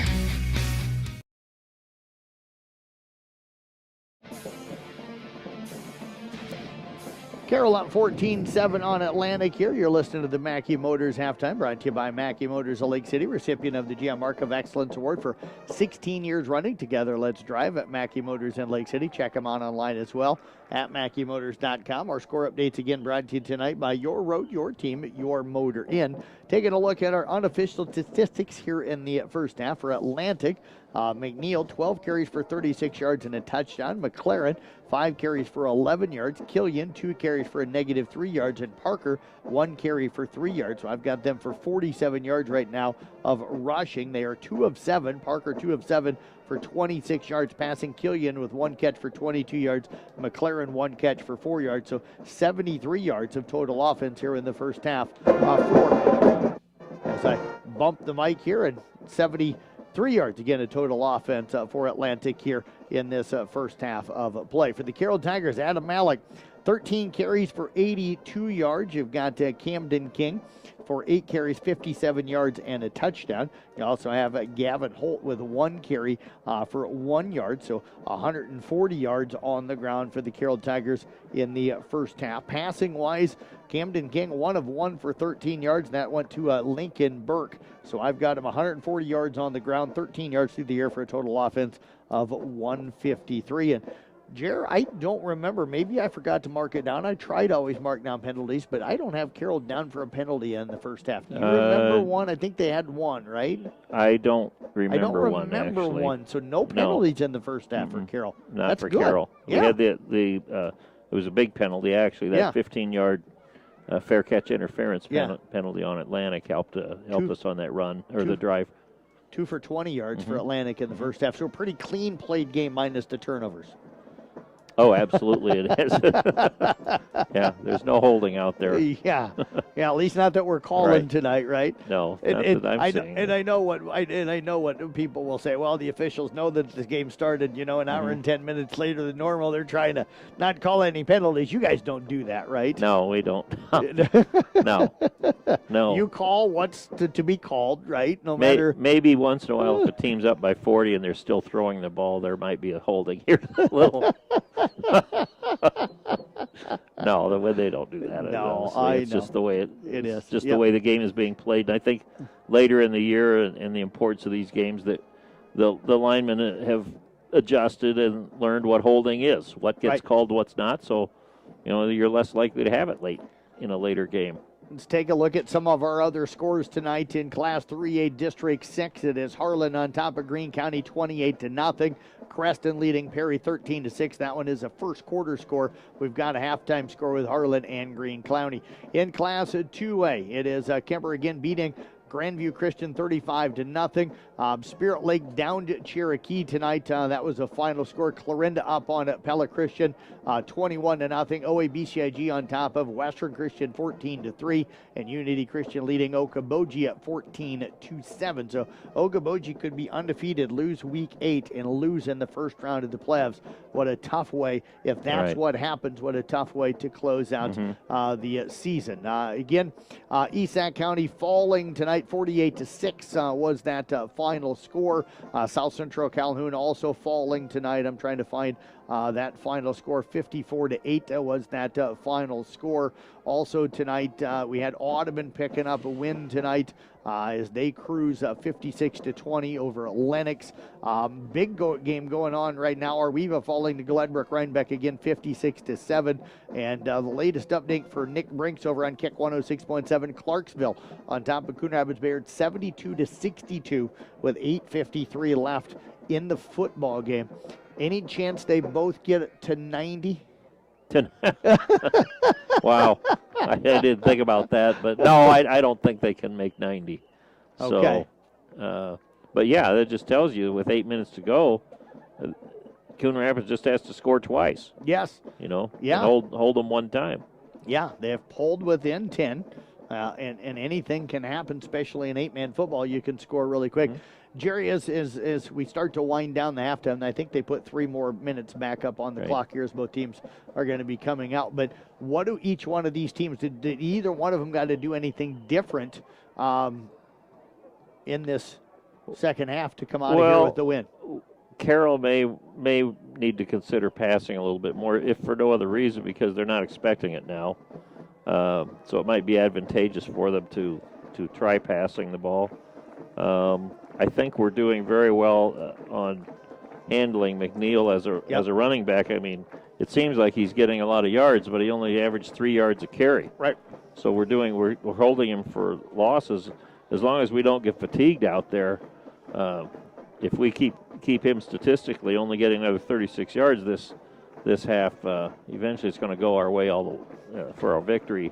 Yeah, you look at his runs tonight, Jerry, and again, these are unofficial. 7, 2, 2, 4, 5, 1, 2, -1, 5. That was the touchdown run. 4, 7, and a -2 yards. So you got. So he's had no long runs whatsoever, but he clearly has the capability. Yes. To do it. We're just guarding him well. We're covering it very well and better than what they're covering us. Our halftime score again, here it is. Carroll leading Atlantic 14-7. Score updates brought to you by Your Road, Your Team, Your Motor Inn. Carroll again on top here. We're coming to you live from the Gatorade broadcast booth. We've got the second half. It's 2 minutes away on 1380 AM, 95.1 FM KCIM, and the CB Sports Network YouTube channel. This is Shelley Deal, physician assistant. Motor Inn of Carroll is your hometown team for all of your sales, service, parts, and collision needs all season long. From the helpful sales staff to the area's best service department, Motor Inn of Carroll has the expertise that you need to stay on the road and keep that auto investment looking good. From work to play, they have it all. Good luck to all the area teams from Motor Inn of Carroll.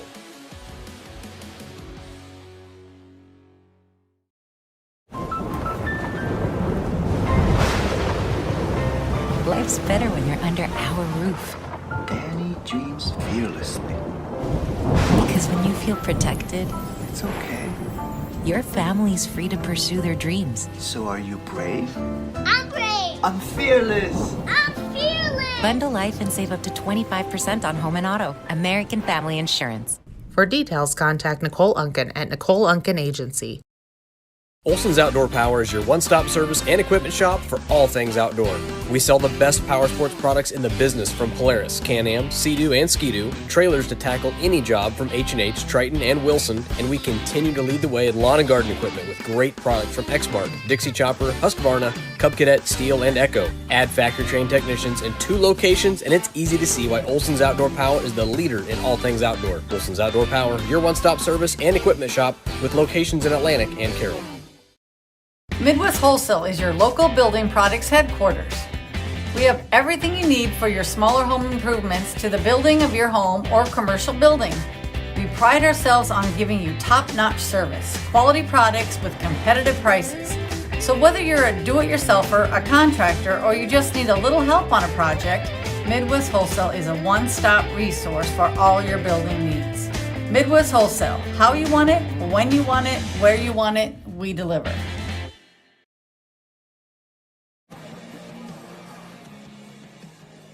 Thanks for tuning in here tonight to the Mackey Motors Halftime Report. We get ready for the second half. And Jerry, didn't get to ask you this one during the halftime, but Atlantic gets the ball first. Carroll really needs to come up with a stop. They do. We kind of mentioned a little bit that this first 2 series very important. If we can show some dominance here when we hold them from scoring and then get the ball back ourselves and have a good run. High end over end kick again, looking to kick it over to Killian, and he almost fielded that one before it went out of bounds, but it does go out of bounds. Atlantic will get it first down and 10, more than likely at their own 35-yard line, but they're kicking it away from McNeil. Right. Exactly. They are. I'll take the 35-yard line over giving him a chance to run. Yep.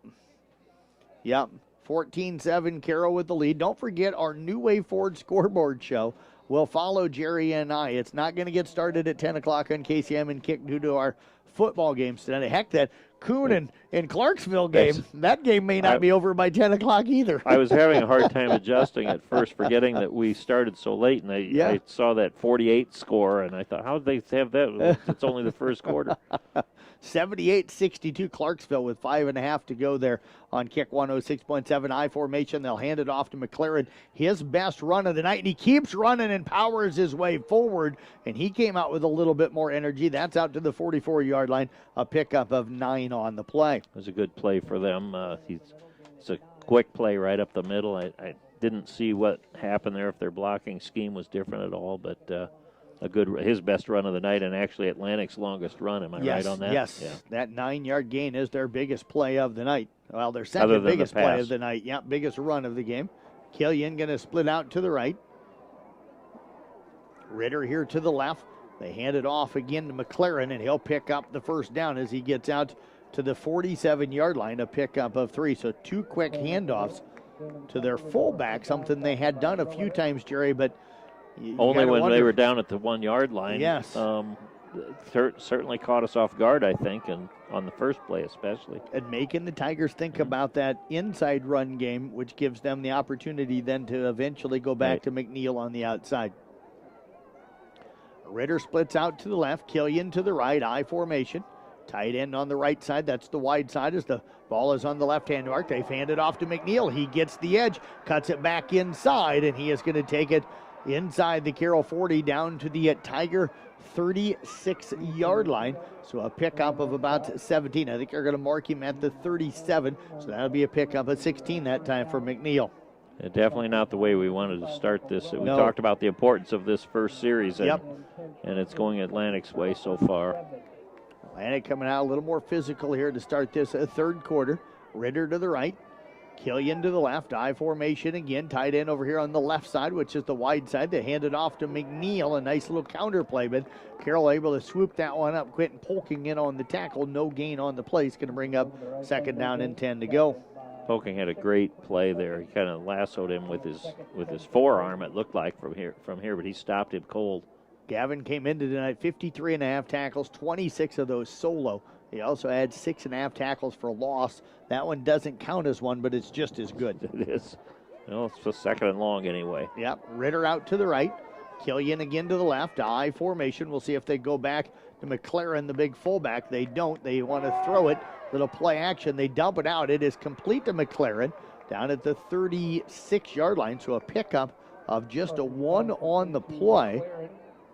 And it'll bring up now third down and 9. And again, the exact situation, if you're Carroll, that you want Atlantic to be in is third and long. Absolutely. We're seeing a whole different offensive scheme here by them. They're using their fullback now on a pass play too. So maybe they saw something at halftime that they thought they could take advantage of, and we're going to need to stop this. Jerry, he's got 2 catches tonight, had 4 on the season coming into tonight. Killian, and Goodrich out to the right. Ritter this time to the left. They're going to float and roll out the quarterback Parker. He is going to complete it, and there is McLaren again. I think he's just going to be shy of the first down. Short by about a yard. Needed the 36. He's down to the 37. That'll be a pickup of 8, but it'll bring up fourth down and manageable. Well, I think you're going to see a little bit more McLaren here on this play as well. Looks like it, yep. And Coach Rowetter going to get what he wanted, I guess. He said that if he had a guy like McLaren, he would hand it off to him on every play. He's going to see that maybe. now, yes. Yep. Well, this time Killian lined up about 8 yards back. They're going to toss it to him, and this time does he get it? No, he does not. Oh, he's short. He is short, tackled at the line. Jerry, I thought he had it at first. Too. But ends up getting pushed back, and he is going to be tackled for no gain. I don't understand that play call, Jerry, in this. He has carried the ball 3 times now for a -3 yards total because he gained no yards on that play. Why do you go to a guy that's had no success running the football when both McLaren and McNeil have? Plus, the pitch that they did was deep. Yes. It was a deep 8 yards pitch. back, yeah. Almost the type of thing where they're doing it to set us up for something. Right. Something later in the game, like a fake and a pass from him or something. But why would they do that at fourth down when all they need is a yard? Collison and Shable split out to the left. King out of the shotgun. He's going to hand it off to Malik. He finds some running room, weaves his way out, kind of dragging guys with him out near the 33-yard line, in between the 33 and 34. A pickup of 5 on the play. It's going to bring up second down and about 5 to go. Right here's our chance if we can score here. We talked about it earlier. This is their first series we held. They did gain some yards on it, but this is now big for us if we can score. If Carroll can score here, that makes this second half a lot easier to manage. Yeah, you put a team that doesn't want to throw into a situation where they're down 2 scores playing for a district title, they'll have to throw more. They hand it off to Malik again. He weaves his way and doesn't get much this time from the 33 out to the 35. That'll be a gain of 2 on the play. 15 carries, 89 yards now for Adam Malik. But it is going to bring up third down. We'll call it about 3 yards to go for the Tigers. Ball closer to the 36-yard line. They got to get out to the 38, Jerry. So it's really only 2. Yeah, third and about 2. We'll call it a long 2 as it's just over 2 yards. Collison again splits out to the left along with Shable. Polking in the slot on the left side. They're going to run Camden King that direction. And King's going to get the first down and more as he gets the sidelines before being knocked out of bounds. And where are they going to mark him down? Yep. This isn't good. Okay, we've got an injured One referee. ref. Oh. Yep, he's getting He's up. okay. Yep, Good. all right. Tackle out to the 48-yard line. That was a gain of 12 for Camden King. And the Tigers will move the chains. And, Jerry, I didn't see what happened to him. Did you? I didn't either, but that Okay. was he's really out of the play. I'm surprised. He might have just had a cramp there because he's playing as a deep official. There was nowhere near him. Okay. I thought it might have been the umpire, which then it could be someone cutting through the middle and hitting him, which is what happened to me more than once in my career. 6:20 to go, third quarter. Carroll up 14-7. Scores brought to you by Your Road, Your Team, Your Motor. And King's going to hand it off to Malik again on that inside trap. Nothing there. Maybe a gain of about a yard out to the 49-yard line. It's going to bring up second down. We'll call it 9 to go. We've got the fifth play of the drive coming up. Again, the ball near the left hash mark. This is the same way our last series started was with a short gain. Yep. So but we want to have a manageable third down here for sure. Collison, Shable going to split out to the right. That's the wide side of the field. Polking in the slot on that side. Malik to the right of King out of the shotgun. They'll have Malik lead block for Nice King. block. He's trying to get the edge, but he's going to be tripped up and brought down. Good defense that time on the outside by Sheldon Malula of Atlantic, and it's going to bring up third down and about 8 to go, maybe 3rd and 7 for the Tigers. In between 3rd and 7 and 3rd and 8. We'll call it 3rd and a long 7, 3rd and a short 8. Now Malik on that play had a great block, and I saw that right away, and I thought, well, he's going to gain some yards here, but it didn't work out. Polking in the slot left side. Collison, Shable again to the short side of the field to the right side. Malik lines up to the right of King. They run that little inside handoff. They give it to Malik first, then to Polking, and he's going to gain nothing. Tackled right at midfield. So the Tigers in decision time here. This might be a punt coming up for Carroll. Oh, I think there's no question they'll punt from here from the 50-yard line. Yep. 8 yards. We're not showing that we can gain 8 yards consistently. So we've only thrown the ball one time, so I don't expect that we're going to. Plus, from the 50, you can get them pinned pretty deep. Yes. Kicking into the wind, though, here. On to kick it, of course, and punt it away is Mason Stitz, averaging 41.2 yards per punt this season. Killian back deep. And they're going to fake it. They snap it to Adam Malik. He's got some running room up the middle at 40, 35, 30, 25. He's going to be brought down inside the 25, down at around the 24-yard line. A pickup of 26 on the play. Boy, I cannot believe what a risky play, and it paid off. Yep, that is huge. Big run for Adam Malik, 26 yards on that fake punt. And the Tigers extend the drive, so they give up one on a muff punt earlier. Now they get the fake punt to work to their advantage. And we're going to get a timeout call. I think the chain gang having some problems over there on the far side. They've got it fixed now. So now they're going to bring, so they were telling everybody to go to the sidelines. Now they're going to bring them back out onto the field. Now everybody's still out there. Yep. Somehow the chain gang got kind of crossed up over there. 3:45 to go and counting here in this third quarter. Malik, they fake it to him. King going to roll out, going to look. He's got Shable. He's going deep for Collison, and it is caught inside the 5, down to the 4-yard line, a 21-yard gain, and it's going to be 1st and goal. Jerry, did they give him the 3?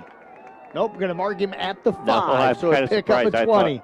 I thought he had that at the 3-yard line. That's what I wondered. We'll take it, though, 5-yard line, 1st and goal. That was a terrific play. It looked like a run all the way.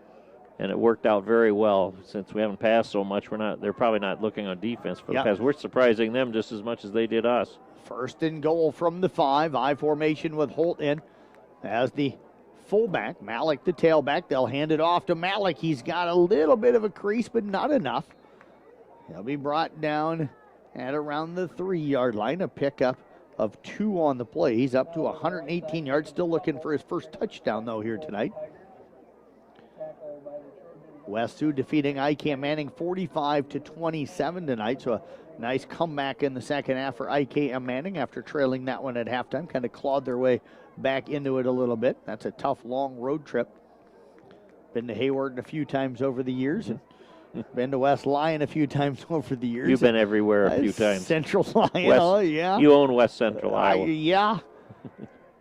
They hand it off to Malik. He's got a big hole. He'll take it in for the 3-yard touchdown run. Not even touched. It was that same inside handoff again.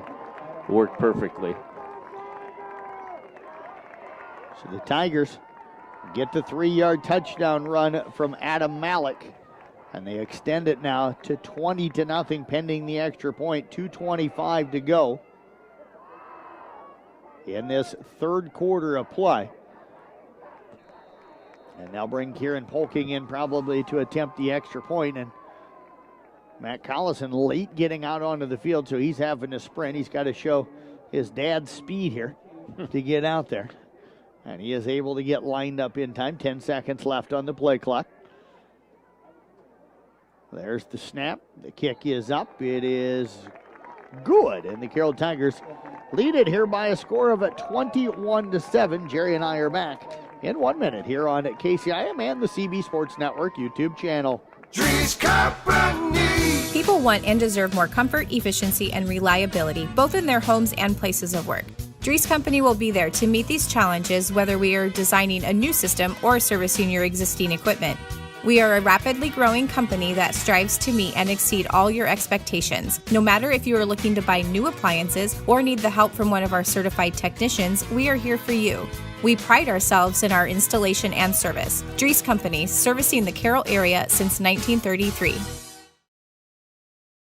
From footings to framing to finish. For farm, home, or commercial, for more than 90 years, Wall Lake Lumber Company has been proud to help our communities grow. With 4 convenient locations and one of the largest building material inventories in the area, we are sure to be able to fill all your building needs. From project design and estimating to friendly advice, we can't wait to be part of the process for you.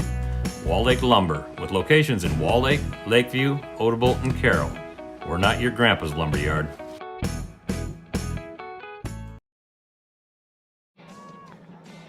Jeff Blankman and Jerry Fleshner with you here tonight. Of course, second game of our doubleheader playoff game. Kemper winning 35-0 earlier tonight. Congratulations to Ryan Steinkamp. He'll be joining us on the New Way Forward scoreboard show later tonight. Carroll Tigers now up 21-7. Killian on the return on the kickoff at the 16-yard line. Started on the left side, comes back to the right, and he's going to be wrapped up and brought down at around the 27-yard line, and that is where Atlantic will have it first down and at 10 with 2:21 remaining here in the third quarter. Jerry, fun kind of having two games. Yeah. Yes, it has. You talked earlier. First time that you can ever remember. You say it's first time in history that there's been two games in Carroll on the same night. I believe that's true. 2 varsity games. Yeah, it hasn't happened before. They do it all the time with freshmen and varsity games, of course, but they have quite a bit of time in between, and freshman games are shorter. Kuhn giving a valiant effort tonight, but they fall over at Clarksville 78-68. The final score. I formation for Atlantic. Killian in motion from left to right. They'll fake the handoff, want to throw. They are going to throw. It is complete to McLaren. And McLaren breaks a couple of tackles. He's got the sideline before stepping out of bounds. Let's see where they said he went out of bounds.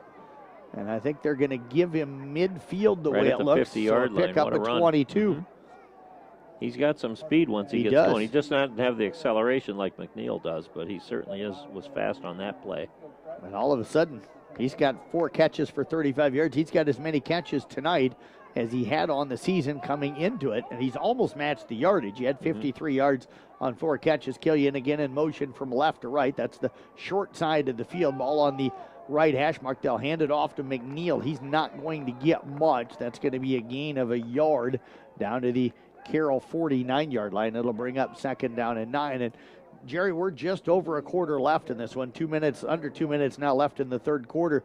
Atlantic, a team that will throw a little. We're finding that out tonight, but they're going to have to get their plays in quick. They're down 2 scores right now, and Carroll's drives have been chewing up clock, so they're going to have to pick up their own tempo. If they can't score on this drive, the clock is a real factor because we'll be into the fourth quarter already. Ritter and Out to the right along with Killian. Parker drops back, wants to throw. He's going deep. It's underthrown, and Matt Collison comes up with the interception. He's out to the 40, tries to get the edge. There's going to be a face mask, and that's going to be a personal foul face mask on Jake Muller. He just was reaching and got it, Jerry. It's not like he was trying to, but he swung him with it as well. I'm not so sure they didn't call that for a late hit, actually. Okay. Either way, it's 15. It'd actually be 2 different penalties. Yep. You saw 2 different flags come in. I saw the face mask real clear. Coach Rowe had her right there where it happened, but he returns it out to about the 45-yard line. Boy, the flag distracted us from the fact that we just saw the greatest defensive play of the night. Yes. Yeah. For Carroll. And it was made by Matt Collison. Yep, and he wasn't going to stop. He just kept going. Personal foul face mask. So that is going to put the ball all the way down to the Atlantic 40-yard line. A minute 25 to go here in the third. And Jerry, a touchdown here, I think seals this thing, doesn't it? Oh yes, I can't see them coming back from 3 scores, but they're not getting the ball back till the fourth quarter unless we turn the ball over. So a couple first downs here, and if you're Carroll, do you go deep here? A lot of teams like to maybe take a shot after a turnover. Do you do that? Or do you keep running the ball, which is wearing them down? We're having the success running the ball. I think that we should stay with that. But King will hand it off to Malik. Malik's got some running room, finds a little crease on that inside trap. He'll get down to the 32-yard line, a pickup of 8 on the play. Well, that's almost perfect because we could. I would already be slowing the ball down. Yep. You know. Yep.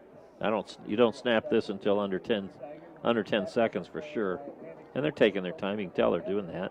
Algona knocking off Heelan tonight as well, according to Doug Vanarger, who's still tuning in here tonight after helping with that first game. Jarrett, you got a chance to come out and watch a little bit of the Kemper game tonight. What did you think? Oh, well, they're a terrific team. They've really got it going this season, and I saw a few of the parents. It was fun to see them and how excited they were. Malik on the inside handoff, going to get down to the 29-yard line. That's going to be a pickup of about 3. That'll move the chains. And he's up to 132 yards. Jerry, you starting to figure out who you might think is your Culver's player of the game yet? I'll start thinking in a minute. I'm just trying to figure out if we can run this down to the fourth quarter or not. Yeah, I think we can. Yep. We can. They're not going to snap the ball here. Carroll will not snap it. Absolutely. Tigers are going to take a 21-7 lead into the fourth quarter. Our score updates tonight again brought to you by Your Road, Your Team, Your Motor Inn. We're back in 1 minute with the fourth quarter on KCIM. For over 50 years, Pringer Slumberland has been your trusted destination for all things furniture and flooring. Hi, it's Matt Pringer, 3rd generation in our family-owned business. We understand the importance of creating spaces where memories are made and cherished. Our commitment to quality craftsmanship, personalized service, and unbeatable value has made us a staple in the community. Pringer Slumberland is more than just a furniture store. We're part of your community, and when you shop with us, you're not just furnishing your home, you're investing in the livelihood of your neighbors. Pringer Slumberland, Highway 30 West in Carroll. Only Pizza Ranch serves buffet your way. Don't you mean my way, Mr. Voiceover Guy? Sure, anyone's way, actually. Request your favorite pizza. We'll make it, bake it, and give you the first slice. I can add peppers to pepperoni, Stampede on stuffed crust, maybe Texan taco on thin. No tomatoes on my half. How can I convince Mom to let us eat here every night? It's buffet your way at Pizza Ranch. Say it with me, kid.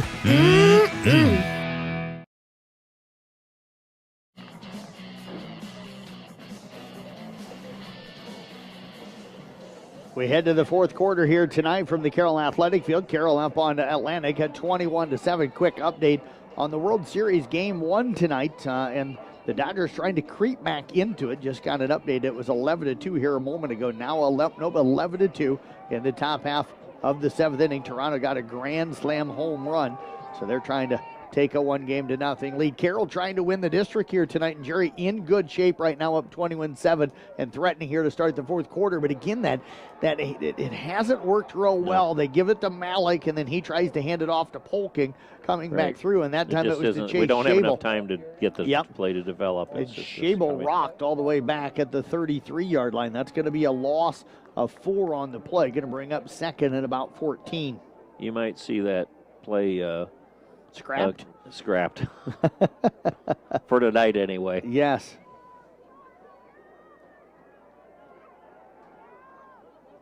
King again out of the shotgun. Malik to his left. They're going to look to throw. Drops back. Pressure comes from the outside. Throws it across the middle. He's got Lincoln Burke down inside the 15, down around the 13-yard line. That'll move the chains. They're going to give him the 12. That's going to be a pickup at 21. And I'll tell you what, Camden King is throwing a really pretty ball. He's 3 of 3 tonight. He had to lead Lincoln Burke by about 5 yards to get that to him. And it was just a perfect throw. If you don't have to throw it more than 3 to 5 times in a game and your quarterback can 3 of 3 or 4 of 4 or 4 of 5, that's pretty darn good. Yes. Burke out to the left, Shable to the right, King out of the shotgun with Malik to his right, Polking in the slot on the left side. They'll hand the football off to Malik. He'll dive down to the 10-yard line.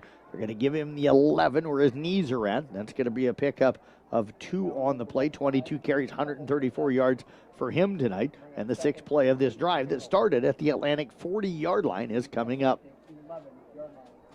Our Culver's player of the game coming up in the postgame here tonight. Culver's again celebrating 41 years in business, 14 years in Carroll. Culver's welcome to Delicious. We'll get a picture and a banner of all of our players of the game for all 4 of our broadcasts tonight. We'll get those up on the CB Sports Network website, Facebook, Twitter, and Instagram pages later on tonight. They're going to fake it to Malik.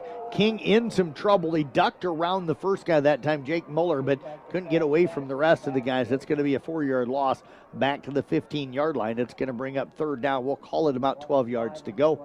That was a interesting play call. It was a good play call, I thought, because they wouldn't be expecting the pass again like that, but might be a problem for kicking a field goal if we have to think here. You could even almost consider, I don't know if our kicker prefers to have it in the middle of the field, but this is a makeable field goal if we can't score, and that would be great to have in a. Shable and Burke are going to split out to the right. King out of the shotgun, Polking in the slot on the left side. Malik lines up to the right, and we're going to get a timeout called by the Carroll Tigers. They're going to face a 3rd and 12 from the Atlantic 15-yard line. 9:31 left here in the ballgame. We're back in 30 seconds here on the CB Sports Network YouTube channel. From empty stands to cheering fans, Carroll County Solid. These DMAC Carroll campus students are tomorrow's nurses. They're leaders, smart, dedicated, and they care about their community. My experience in DMAC nursing so far, I get to make a difference in people's lives during their most vulnerable times, and I build friendships along the way. The interaction between the faculty, staff, and professor with the students are really close. They really help us a lot every time. Get started today.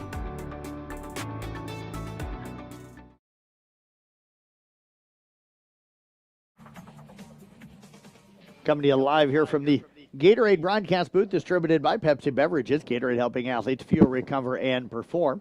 Jeff Blankman along with, of course, Jerry Fleshner here tonight. Carroll up 21-7, facing a 3rd and 12 with 9:31 to go here in the football game. They're at the Atlantic 15-yard line. Our crew waiting for this game to end and our postgame to wrap up. They'll have the New Way Forward scoreboard show coming up to you tonight. Casey Miners, Jim Molitor, and Craig Lux. We thank those guys. They're going to put in maybe a little bit of extra time tonight. King out of the shotgun. It's going to drop back. Pressure comes inside screen. They set it up to Polking, and he is going to get in for the touchdown. Great play that time. Great play calling. Great execution by the Carroll Tigers. Well, the timeout paid off because we had a chance to get a great play here. That was a terrific call. Because Atlantic wants to pin us deep and get us out of field goal range. Yep. And they fell for that all the way.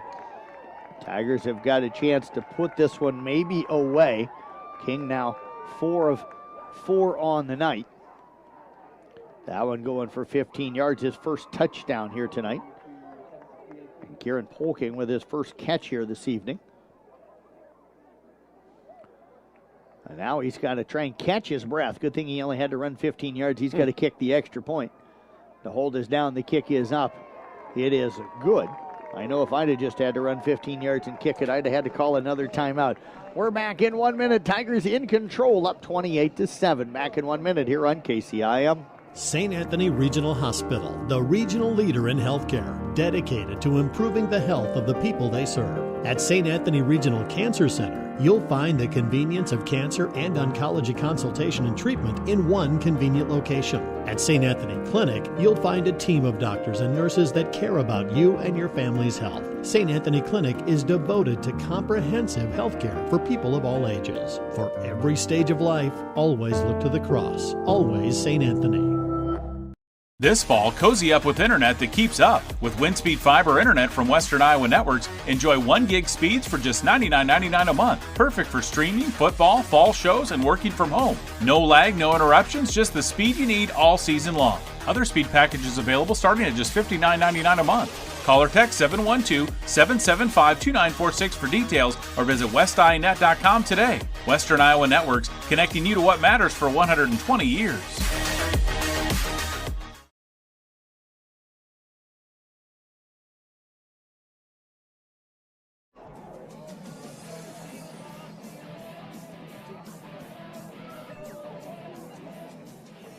Coming to you live here again from the Gatorade broadcast booth. Carroll Tigers now up 27. Our score is brought to you by Your Road, your team at Your Motor Inn. Jeff Blankman, Jerry Fleshner with you here. Kieran Polking set to kick it off for the Tigers, up 28 now to 7. Long kick. It is going to be taken by Killian back at around the 4-yard line. Return off to the right side. Finds a little bit of a crease this time, and he is going to bang his way all the way out to about the 31 or 32-yard line. I say that because he got hit at the sidelines, but that time, Jerry, he won that battle, and the Carroll Tiger went kind of flying in the air. Well, he's a big kid. Yes. You know, once he gets ahead of steam going, it's not easy to stop him one-on-one. Atlantic will start it at their own 32-yard line. 9:16 to go, and now you're going to get a team that doesn't like to throw much. They want to lean on the run game, probably having to throw almost every play. I'm surprised they just took McNeil out. I know he doesn't have a catch on the year, but I'd look at screens with him and just getting him out in the open space and trying to let him do something with the football. I don't know if maybe he did get a little bit hurt. He hasn't done much. Not in the second half. They switched what running back they're using, and they're looking for Ritter out here. That pass is complete out to the 30. He's going to be wrapped up and brought down near the 40-yard line. A pickup of eight on the play, and it's going to bring up second down at about 2. Ritter with his second, or actually his first catch here tonight. And I still don't see Atlantic hurrying up. Jerry, it's one of those things, okay, you're not going to probably win the district championship tonight unless you can rally from down 21. They don't seem to be hurrying a lot. They know they're in the playoffs. Well, that's true, but they want to win this football game. Yep. They still have a chance. And Parker drops back, finds Killian on the cross. He'll make the catch. He's got the first down out to the 47. Let's give him the 48-yard line. Another pickup of 8 on the play. And Parker's starting to throw some pretty good balls. Well, he really has. He's done well all night, actually. How many did he throw so far? He's 7 of 13 on the night. That's not bad. 7 of 13 for 73 yards. 2 straight here on this drive. Ritter and Goodrich split out to the right. 2 wide receivers to the left. They look over here to the right, and he throws it over. A nice catch by Eric Noggle. As that one gets to the sideline, and Noggle shows that he still has that playing ability. Sounds like he was a heck of a ball player in his younger days. Yeah, that's. I say younger days because I know he's around my age. So he's. And both of us are far away from our younger days. Eric's a good guy. I always like giving him a hard time. I ran across the. Well, we'll tell you another time. We're getting ready for this play. All right. Trips out here to the right. Killian, Goodrich, and Ritter. 1 wide receiver out to the left. Parker going to look to the right, and it is tipped up into the air. The intended receiver was Ritter. The coverage by Schabel. It went up and off of Ritter's shoulder padded. Tigers had Landon Peterson, a few other guys in that area, but it lands in between them all. It's going to bring up third down now and 10 to go. Very well covered on that. Now we're expecting pass or playing for the pass here. Yep. And boy, it's tough for teams to come back when they're down 3 when they have to pass the football. Yep. Michael Rowetter right now athletic enough, him and Quentin Polking at that linebacker position to help cover. We'll see if Mulbauer can get some pressure from the edge, him or Polking. They collapse the pocket a little bit. He's looking downfield, and it's incomplete. We've got a late flank from the Carroll sideline. So I don't know, Jerry, did we have something? I can't tell what he's looking way downfield from there. So this is going to be an interesting call here. It's thrown into the Carroll secondary. I didn't even see like a receiver in that area or even a Carroll Tiger. There was an Atlantic guy that was somewhat in that area. But who's the penalty going to be on here? They're having a conversation with Coach Rowetter, so we're going to get a hold against Carroll. That's almost like a play you only see in college. Yeah. Defensive holding. That'll be he threw that from the line of scrimmage, and I guess he's looking at the play clear downfield. First penalty against the Carroll Tigers tonight, coming with 8 minutes remaining here in the football game. First down, though, for Atlantic. Ball at the 42-yard line. Trips again here on the short side of the field. They'll send Killian in motion from right to left. Parker out of the shotgun, going to roll to the left. He looks short to Killian. It's caught. He is wrapped up and brought down immediately that time by Talon Crandall. The catch made down to the 36-yard line. A pickup of 6 on the play. They're going to give him the 35. A pickup of 7 will bring up 2nd and 3. So Killian with his 3rd catch here tonight. Killian splits out to the left, twin receivers to the right. That's Goodrich and Ritter. Parker looks right immediately, throws it out to Ritter, catches it at the 31, recedes a little bit, and Landon Peterson there to make the tackle along with Rowetter out at the 32-yard line.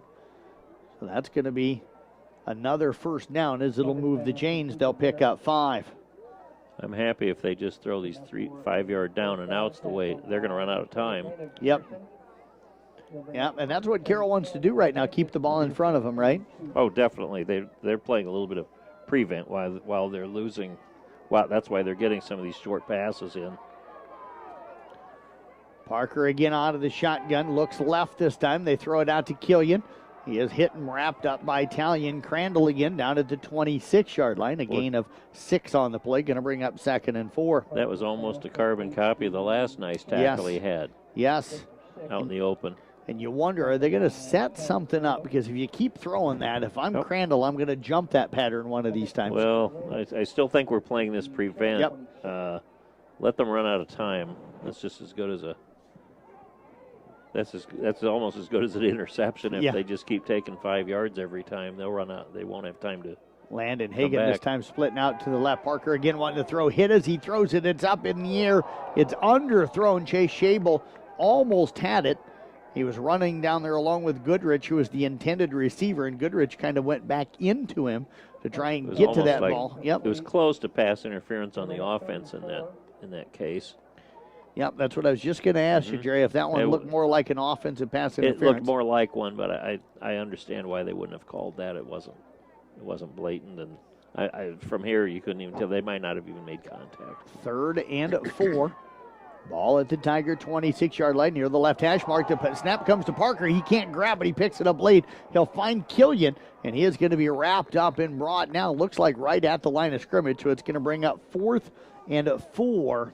And the game's probably pretty much decided already, Jerry, but this one, if they don't get it, the Tigers maybe can seal it with a long drive. If they don't get this 4th down, it probably is. They won't have enough time. They can't score 3 times and that quickly unless we would turn the ball over, and I don't see us doing that. You can hear the Carroll crowd getting into it out there. Parker out of the shotgun. They throw it quick, and it is going to be incomplete. Jumping on the pattern that time was Lincoln Burke, and it'll fall incomplete. That 11-play drive will end in a turnover on downs, and the Carroll Tigers will take over the football with 5:43 remaining here in the football game at their own 26-yard line. And Jerry, believe it or not, just the 3rd possession for Carroll here in the second half. That's amazing, and you know, we're not doing anything here but running. I guarantee you that. Carroll's had 3 possessions here in the second half. Kemper had 3 possessions in the first quarter. I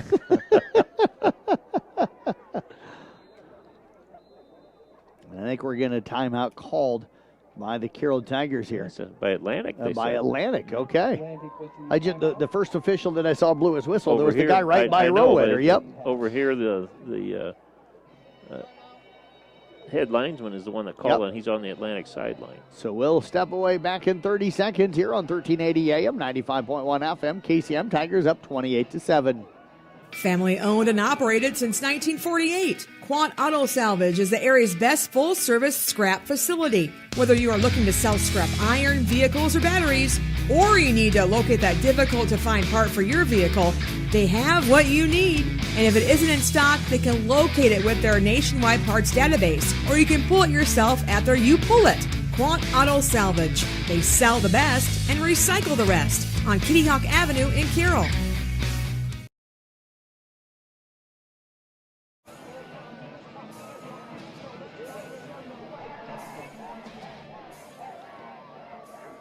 Thanks to Megan Berger tonight, sitting out in the cold.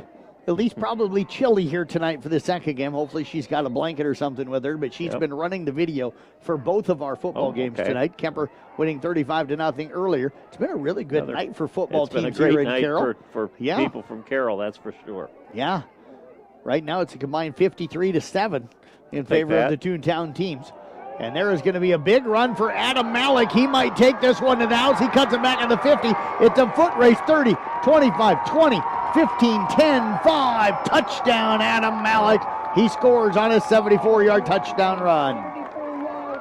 My goodness, what a cutback he made on that. I mean, when they're expecting the run anyway, and they're probably trying to get a turnover or something, but nobody catches him. No. Tell you what. Nope. His second touchdown run of the night. He's up now to 208 yards on 23 carries. And the Carroll Tigers, if they hadn't salted it away before, they have salted it away here. Yes, it's over with here. Kieran Polking on to attempt the extra point. Kieran Polking in to attempt the extra point. Again, don't forget our New Way Forward scoreboard show coming up. We're a little bit late getting started here tonight. We'll do a quick post game. And then I'll get down and catch up with Coach Rowetter. He should be pretty pleased. That extra point is good. And the Tigers lead it here 35-7. We're back in 1 minute here on KCM and the CB Sports Network YouTube channel. Motor Inn of Carroll is your hometown team for all of your sales, service, parts, and collision needs all season long. From the helpful sales staff to the area's best service department, Motor Inn of Carroll has the expertise that you need to stay on the road and keep that auto investment looking good. From work to play, they have it all. Good luck to all the area teams from Motor Inn of Carroll.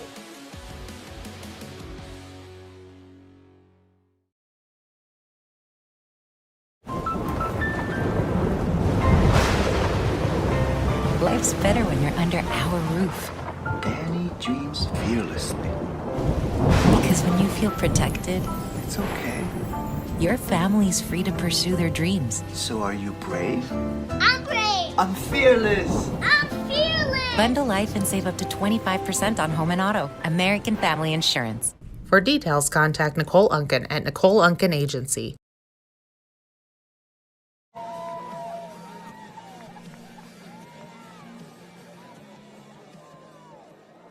Coming to you live here from the Gatorade broadcast booth, distributed by Pepsi Beverages. Gatorade helping athletes fuel, recover, and perform. Killian will catch it at the 9-yard line. Going to return it again over towards the left side. Gets around the initial wave of Carroll tacklers, and he's going to have a pretty good return out to about the 26-yard line. I don't know. I think Carroll wanted a penalty over here. I can hear some upset fans and maybe an upset player down here at around the 20 walking off the field right now, but no penalty thrown. So no, nothing no penalty thrown. called. It was away from the play, so the officials probably weren't. It was probably behind their field of vision anyway. Yep. But easy for someone from over here to see. I didn't notice it though. 5:19 left in this one. Atlantic again with the football. I'm an official, so of course I'm not going to notice. I wasn't Half saying the that. people would say. I know. Yeah. And now we've jump. got some movement up front against Atlantic. That's a false start there. Just their third penalty here tonight. So neither team penalized much. Carroll with 1, Atlantic with 3. That's going to bring up 1st and 15. They'll move it back to the 21-yard line after their kickoff return took it out to the 26. So nice win for Carroll tonight, up 35-7. They'll win the district. And now we should have both Carroll and Kemper scheduled to host home again next week. So we'll see start times for both of those games. Throw down the field. It is going to be knocked away. Talon Crandall with the defensive pressure that time. And did a nice job. They were looking for Killian out at around the 40-yard line. One thing I will say that I have heard is there been some discussion about maybe one team playing Thursday and one team playing Friday next week. I haven't heard that. It'd be nice if they could do that, I think, just to it's much more difficult to bring two in and out. I mean, it took a lot of cooperation to do that last one, but we'll work it out if we have to. I'll flip it on a little forward pass to Killian, and he is hit, and the ball came out. It'll go out of bounds, and Carroll still hitting really hard here late in the football game, as you would expect. This is a physical group. The gain out to the 22-yard line is going to bring up 3rd down and about 14 to go. You have to think that if they can't put together a drive here, you need to see some substitutions out there. Yep.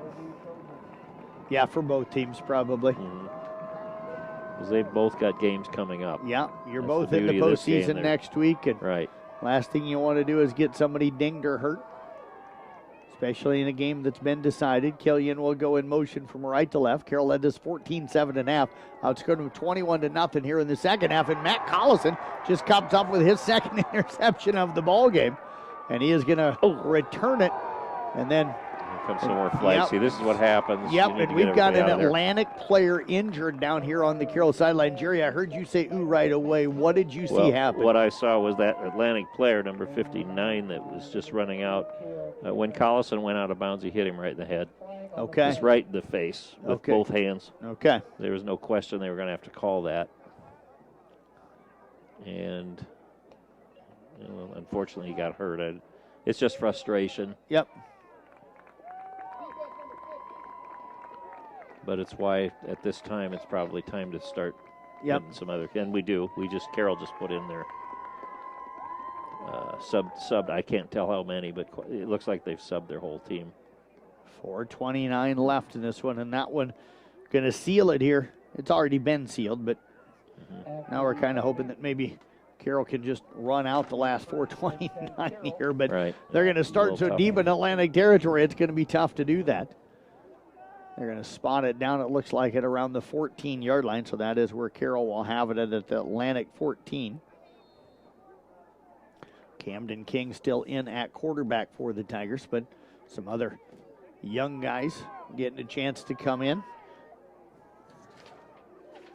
Try to catch some of those numbers for you here. Carson Tedrow out to the left. They'll hand the football off up the middle to Jake Kincaid. And Kincaid going to get from the 14 down to the 11-yard line. That'll be a pickup of 3 on the play. And it'll bring up 2nd and 7. And now you can at least run that play clock all the way down and snap it with about a second or so left. That's what they're going to do here. So they'll get this down to well under 3 minutes at the end of this drive. Camden King is in the game yet, but everybody I'm else pretty confident he's not carrying the ball. He's just there to hand it off. Ethan Allen in as an offensive lineman. I see Owen Pudence out on the field. And they tried to hand it off again that time to Kincaid. And I think King tried to take it away from him because you saw it. And I think they're just afraid. The officials now, Jerry, really running in between and kind of getting in between. We had a fumble on the play, and Atlantic's going to come up with the recovery. So the Tigers will turn it over for the 3rd time here tonight. Atlantic will get it back with 3:40 to go here in the football game.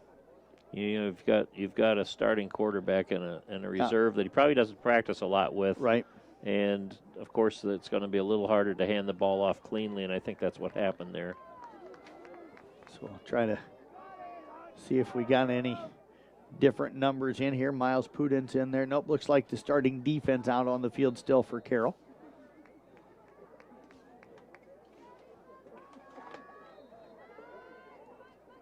Atlantic will come out in an I formation. We'll see if they go back to the run game. They're going to toss it back to McNeil, and he is going to be hit and wrapped up at the 10. That's going to be a loss of 3 on the play. Tigers, you could tell that they wanted to kind of shut him down tonight. They've held him to 50 yards on the night. One of the Atlantic's best drives, he wasn't even a factor. Yep. Gavin Holt will check out for Carroll. Holt probably going to play college ball somewhere. I know he's looking, hasn't made a decision the last I've heard, but I will wait till the end of the season and after the season gets over before I ask him about it. Ritter and he definitely has the ability, he has the frame to do it. Going to split out to the right. They'll hand it off to Killian up the middle, and he'll get out to the 13, a pickup of 2 on the play.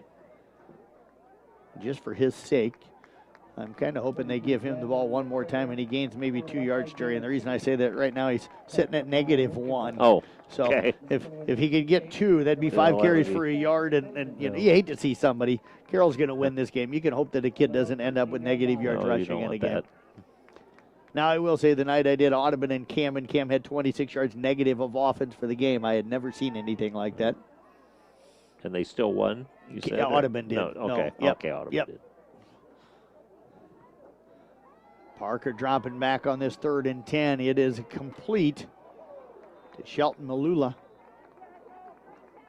And he is going to be out to the 25-yard line. That'll be a pickup of 12 on the play. And Atlantic still trying to score. Yep. Malia, excuse me. That's now I remember how you say it.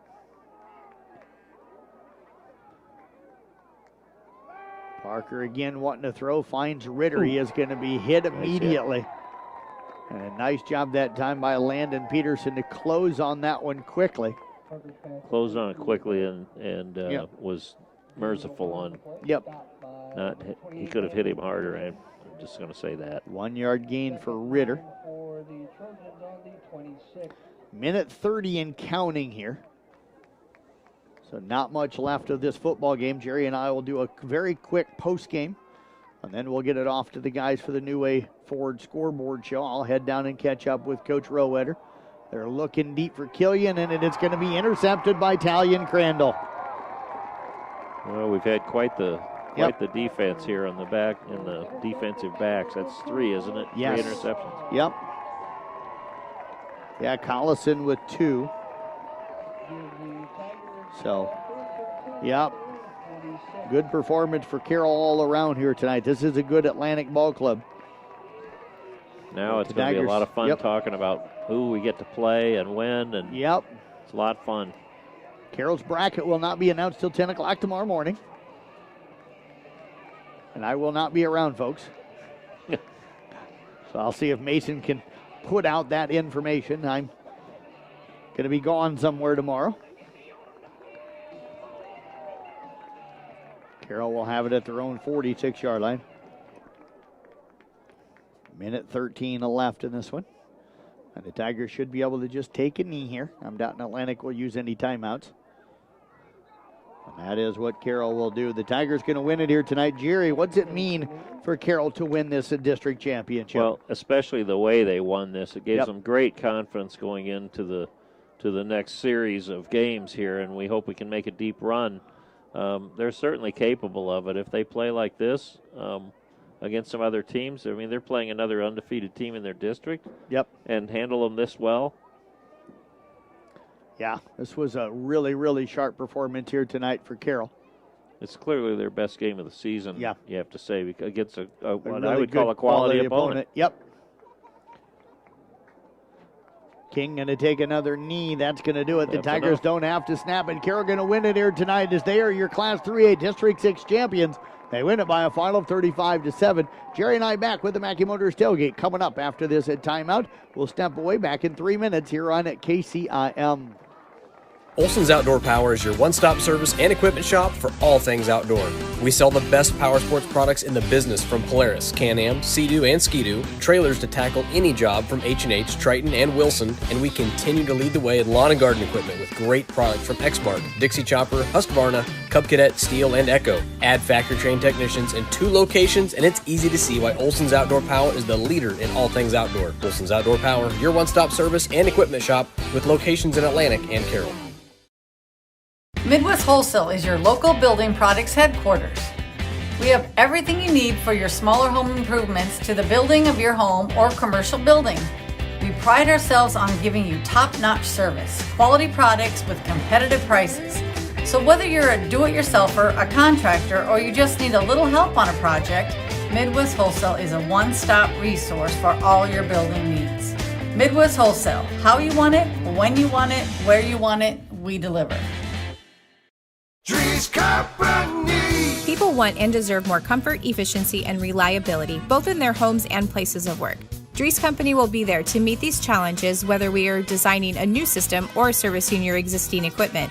We are a rapidly growing company that strives to meet and exceed all your expectations. No matter if you are looking to buy new appliances or need the help from one of our certified technicians, we are here for you. We pride ourselves in our installation and service. Dries Company, servicing the Carroll area since 1933. From footings to framing to finish. For farm, home, or commercial, for more than 90 years, Wall Lake Lumber Company has been proud to help our communities grow. With 4 convenient locations and one of the largest building material inventories in the area, we are sure to be able to fill all your building needs. From project design and estimating to friendly advice, we can't wait to be part of the process for you. Wall Lake Lumber, with locations in Wall Lake, Lakeview, Odebolt, and Carroll. We're not your grandpa's lumberyard. For over 50 years, Pringer Slumberland has been your trusted destination for all things furniture and flooring. Hi, it's Matt Pringer, 3rd generation in our family-owned business. We understand the importance of creating spaces where memories are made and cherished. Our commitment to quality craftsmanship, personalized service, and unbeatable value has made us a staple in the community. Pringer Slumberland is more than just a furniture store. We're part of your community, and when you shop with us, you're not just furnishing your home, you're investing in the livelihood of your neighbors. Pringer Slumberland, Highway 30 West in Carroll. Only Pizza Ranch serves buffet your way. Don't you mean my way, Mr. Voiceover Guy? Sure, anyone's way, actually. Request your favorite pizza. We'll make it, bake it, and give you the first slice. I can add peppers to pepperoni, Stampede on stuffed crust, maybe Texan taco on thin. No tomatoes on my half. How can I convince Mom to let us eat here every night? It's buffet your way. Tonight, Jeff Blankman, Jerry Fleshner wrapping up our coverage here on the Mackey Motors Tailgate, brought to you by Mackey Motors of Lake City, recipient of the GM Mark of Excellence Award for 16 years running. Together, let's drive it. Mackey Motors in Lake City. Check them out online as well at MackeyMotors.com. Jerry, good feeling here tonight for the Tigers. They've got to feel really good about this one. Oh, absolutely, especially shutting them out in the second half when they took the kickoff. That was the big deal right there. Yep. Was just to stop them early and then, if I'm not mistaken, no, we didn't score on our first drive. Yep, Adam Malik did okay. 3-yard touchdown Okay, we run. did. Yep. So, I mean, that's a huge turnaround, and I think that made all the difference in the game. And Adam Malik, speaking of him, he is our Culver's player of the game. Not an easy choice. We were leaning Matt Collison and Camden King between those two guys for a long time. Malik was kind of in the hunt, and then he kind of took over. Yeah. Oh, well, when you get over 200 yards rushing in a game, that doesn't happen that often at any level. Right. Okay, except maybe 6th grade. Right. So at no level do you expect to rush for 200 yards, and he's got to get it on that alone. Yeah. Plus his long touchdown at the end. It was 23 carries, 208 yards, 2 touchdowns tonight for Adam Malik. But Matt Collison, 2 interceptions, and Camden King, 11 carries, 66 yards, and a touchdown. 4 of 4 throwing the ball for 69 yards and a touchdown. So both of those guys had outstanding games as well. They did. They all 3 had great games. Adam Malik clearly, with that type of rushing stats, deserves it. That's going to be our wrap-up here tonight. Again, Carroll winning at 35-7 over Atlantic. You might hear music for a moment, but shortly you'll hear Casey Miners, Craig Lux, and Jim Molitor. It's the New Way Forward Scoreboard Show coming up next on KCM. Thanks for tuning in. Tigers win it 35-7.